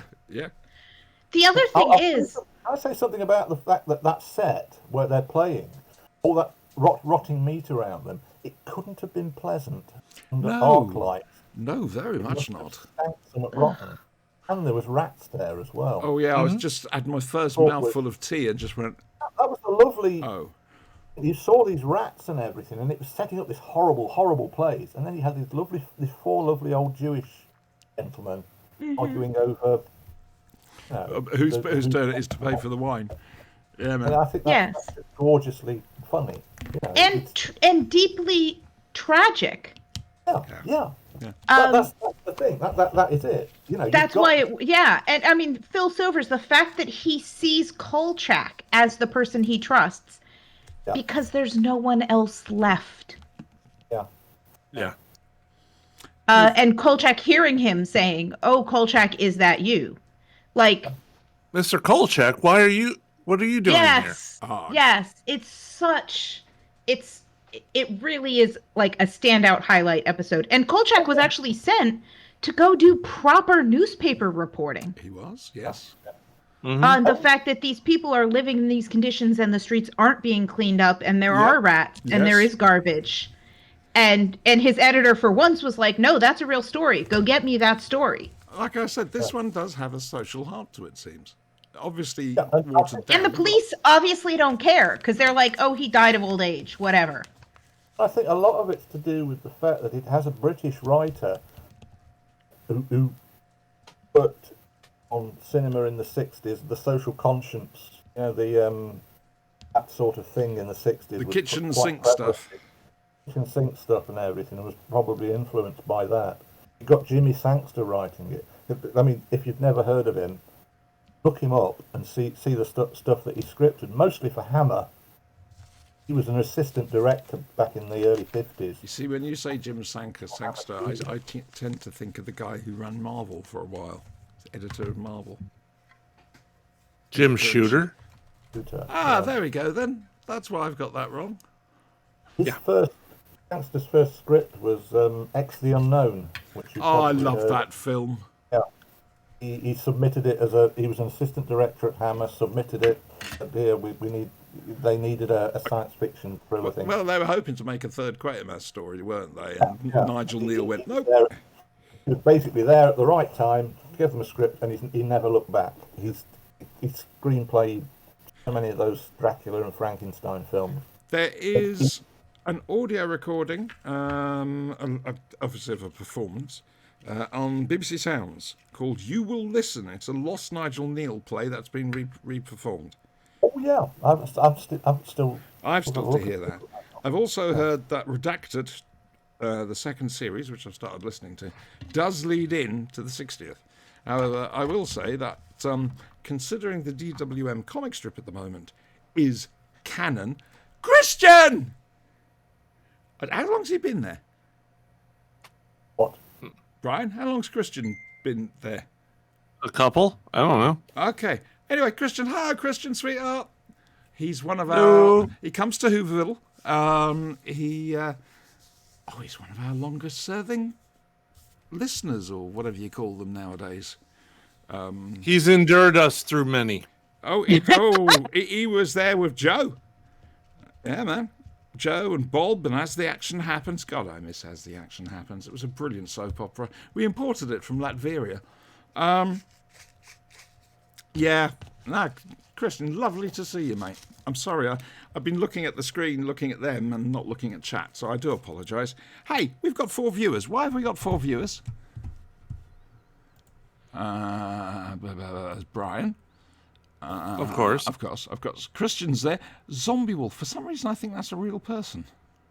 It might very well be. Anyway, hello, real people who are there, and hello to the bot. No real people. Hello, bots from Russia. Hello, Buy robots. my book. There you go. The bots should buy your book as well. More sales. Damn straight. Buy This Is a Fake by Andrew Mark Thompson. Available from Telos Books. You will not regret it. There we Oh, go. Beam at the Morecambe Poetry Festival today. Oh, it's the wrong one. I picked up the wrong book. Talking of books that people on the show have done, and talking of poets, Nice. random, but here we go. Politics. The tactics of modern politics can often seem a little intense, when the originality of the personality often displaces the common sense. When pithy quotes can win more votes despite there being no direction, fools who blunder make you wonder how the hell they won the election. If a party less than hearty is the flavour of the hour, then it's time to just watch the pantomime and hope they don't stay too long in power. World's Best as Poet, Volume 1. Go and buy it on Amazon. Andrew, what was your book? My book. Yeah. I'll be honest. I reached for my copy of the book, but I accidentally. I got misstuck that. or the book that I copied the cover off. I've got it. Oh man, I've got that. Oh, I saw it on the table. You're Terribly Unreal. Could you get Joanne to poke you to see if you're actually there? She can use a stick or something. I mean, you know, just a thought. There it is. The book. This is a fake. Yeah, that's somebody. I can't remember which review said it was the 60th anniversary book. It was the magazine, Best of British. I said it at the beginning, didn't I? No, Yes. it was somebody else as well said that it's the 60th. It is the book of the 60th anniversary. I think it's Paul Simpson. Oh, we like Paul. That We do like Paul. Sci-Fi Bulletin, is it? Yeah, he's had a few issues of late, but he's all right. I don't mean in that sense. He's a lovely, lovely man. Taught me a few things. if I'm I honest was with at David J. Howe's yesterday. I saw Yes. the piles of books there. you. Ooh. So there's still plenty available. Did you see Fraser's granny flat? Doesn't Fraser live with them in the granny flat? I come up with these little lives for people. Yeah, I like Sam and David. Known David for far too long. Still over McCurry. Gonna have to. We actually managed to catch up a little bit, and we ended up slagging off Gary Lee and DWB. So that was fun. Oh yeah. That was Hooverville for me.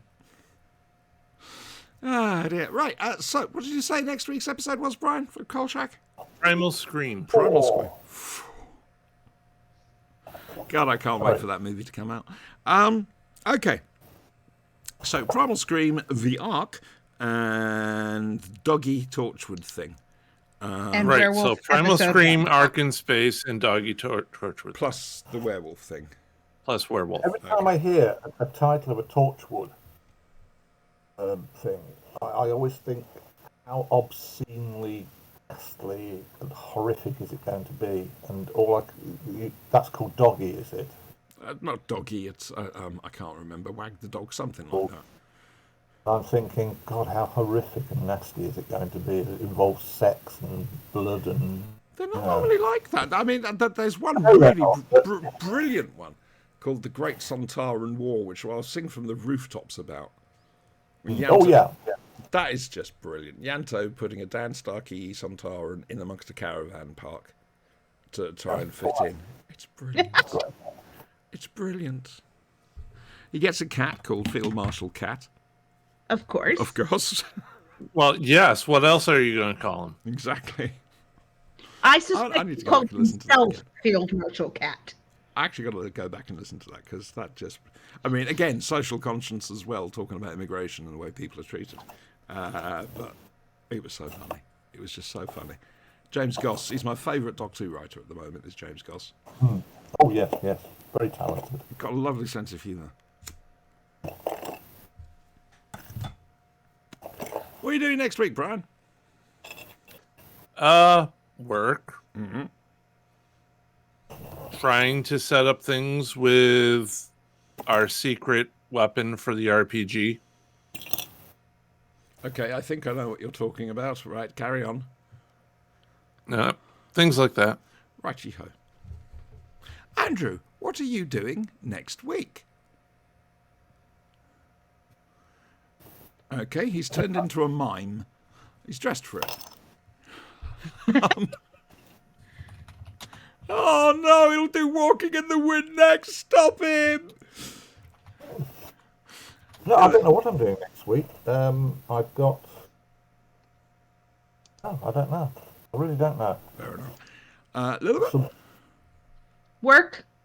I have the morning off tomorrow to grade essays, but what that functionally means is Friday I had to prep for a sub for tomorrow morning, and I'm getting up and going in at the same time I always do, except I don't get to work in my classroom with my kids. I'm sitting in a workroom grading essays Yippee. until 10:15 or so.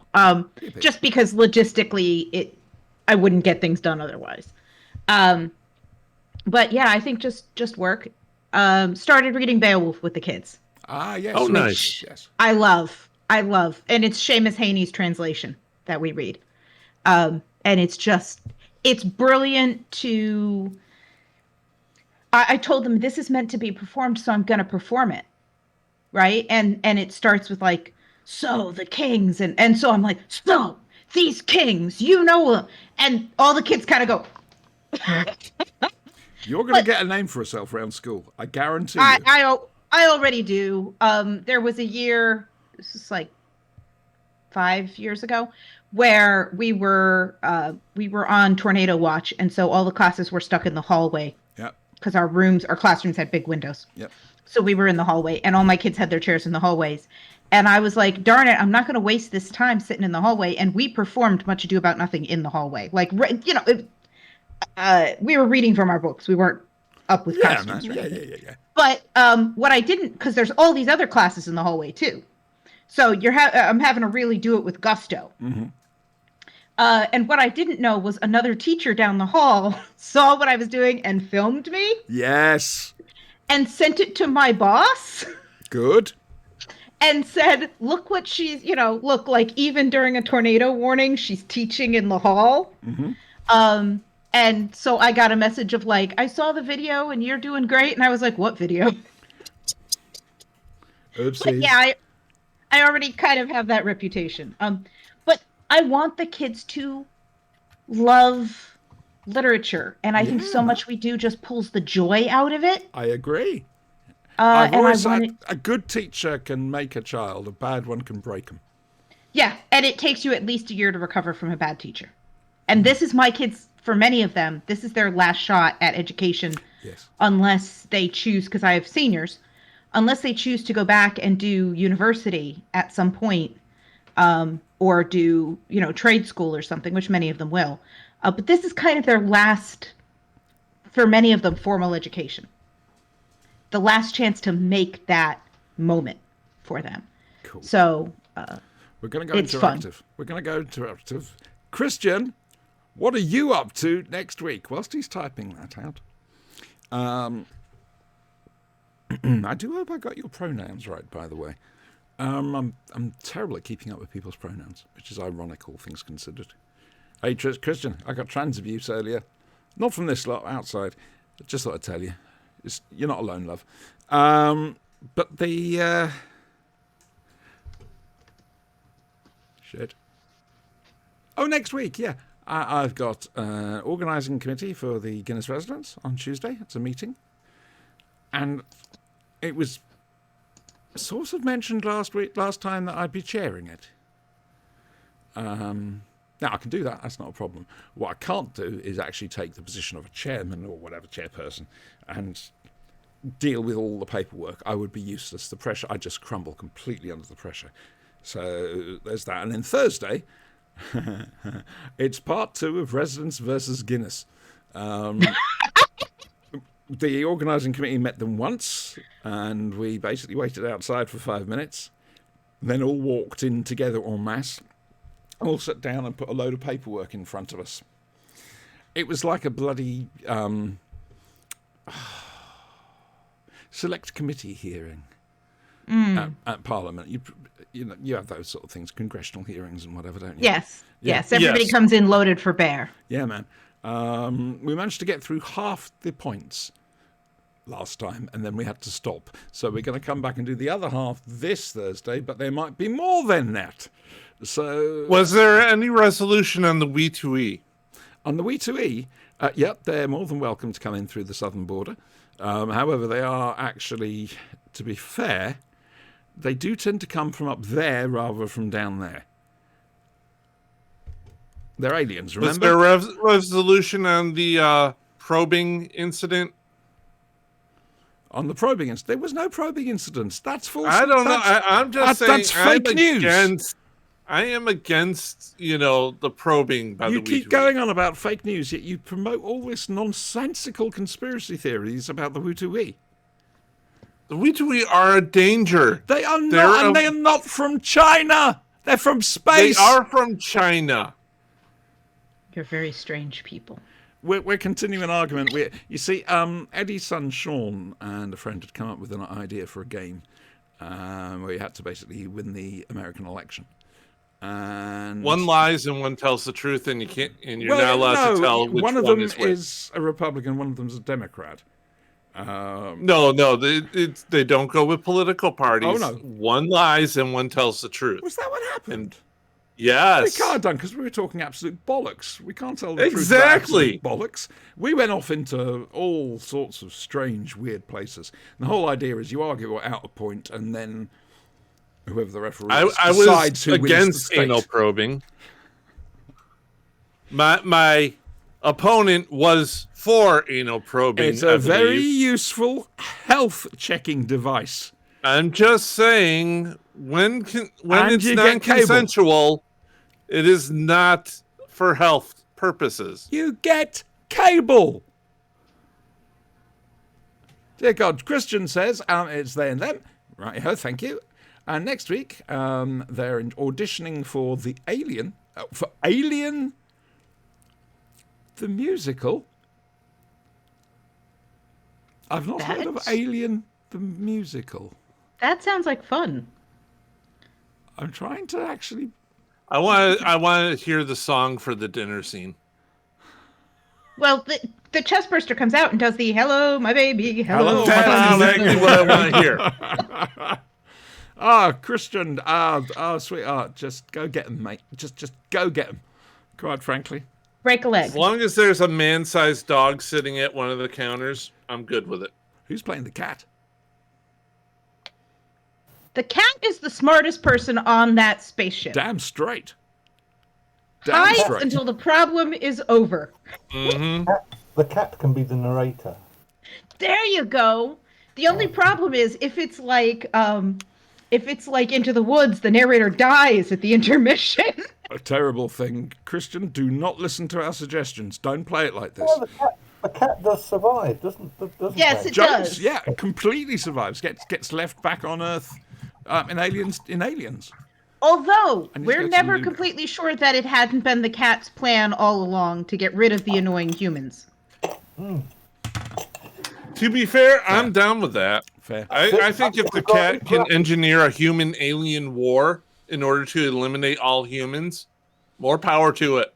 But I think it probably miscalculated because the aliens don't have opposable thumbs and can't open the cans of cat food. Tail. I've got an idea. A new. It's the 22nd century. They have robots for that now. But not shields. No Sorry, shields. that's a slight problem with Aliens Descent. The new game, which looks really good. I'm watching it with the Mighty Jingles channel. He's doing a playthrough of it. Very enjoyable. However, he's a huge Alien fan. A Cat's Tail. Yes. Yes. And it's in widescreen already. I would love They- that. Except TAIL. Make it Can you fun. imagine that as a video game? Alien, a Cat's Tail. Well, they did a video game about a cat last Yeah, year, Strays, this year. yeah. There's got to be It's something they really can do. good, and I Yeah, think man. that studio needs to buy this idea from Andrew. Yes, Well, absolutely. you tell Alien, the original film, from the cat's point of view. Yes. Yeah. I think they did Newt's Tale, didn't they, for Aliens? They told the story of aliens from the little girl's point of I view. think you're right, yes. And then they killed her off in the next movie. Off screen. Mm-hmm. It was so sad. Right then, we're going away. Christian, it's been lovely to see you. Give my love to Joanne, please. Might see Hooverville this year? Next year, even? Look, they got Wendy Padbury coming. And possibly Stephen Noonan, if it works out. That's not all. Oh, no, there's more. I mean, I can say that Stephen Noonan wants to make up for his absence. Oh yeah, he's this one. definitely So I'm going to insist on obligated, I think. hopefully doing a one-on-one interview with him. Because if we're lucky, I Oh might god, they'll actually- last all night. No, if we're lucky, I might actually get him to talk about Bill Hartnell. I'll have to poke him with a stick or something. Right, so did you want to... That's the wrong fucking thing, you stupid idiot. I nearly did the wrong file there, boys and girls. What? Right then, Brian, are you ready? I am ready. Righty-ho then. Say goodbye, everybody. And Andrew, thank you so much for guesting so much. Thank you. All right. Yes, Yeah, glad to have whatever. you. Goodbye, everybody. You have an open... And thank you, Andrew. There's an open seat here, Andrew, whenever you want to come on. All right. Oh, I get something to stitch it up if it's open. Yeah, but look, you are welcome to come on to the show. We're here every week. Use the Discord channel to find out what we're looking at if it appeals. Come on. Right then, Okay. better say goodbye. I'll see you at Hooverville next year then. Right home, mate. No worries.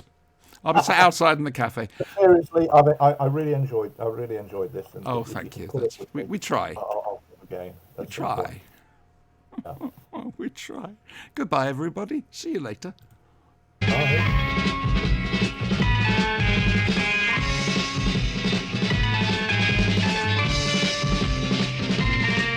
You've got to fight for what you want, for all that you believe. It's right to fight for what we want, to live the way we please. As long as we have done our best, then no one can do more. And life and love and happiness are well worth fighting for. They're well worth fighting for.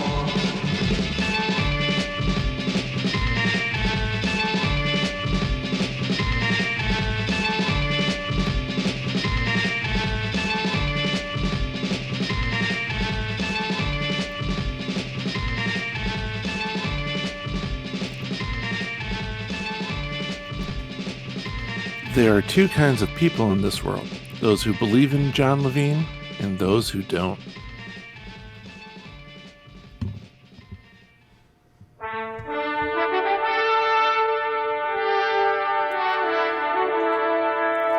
Space goat, it's a goat in space.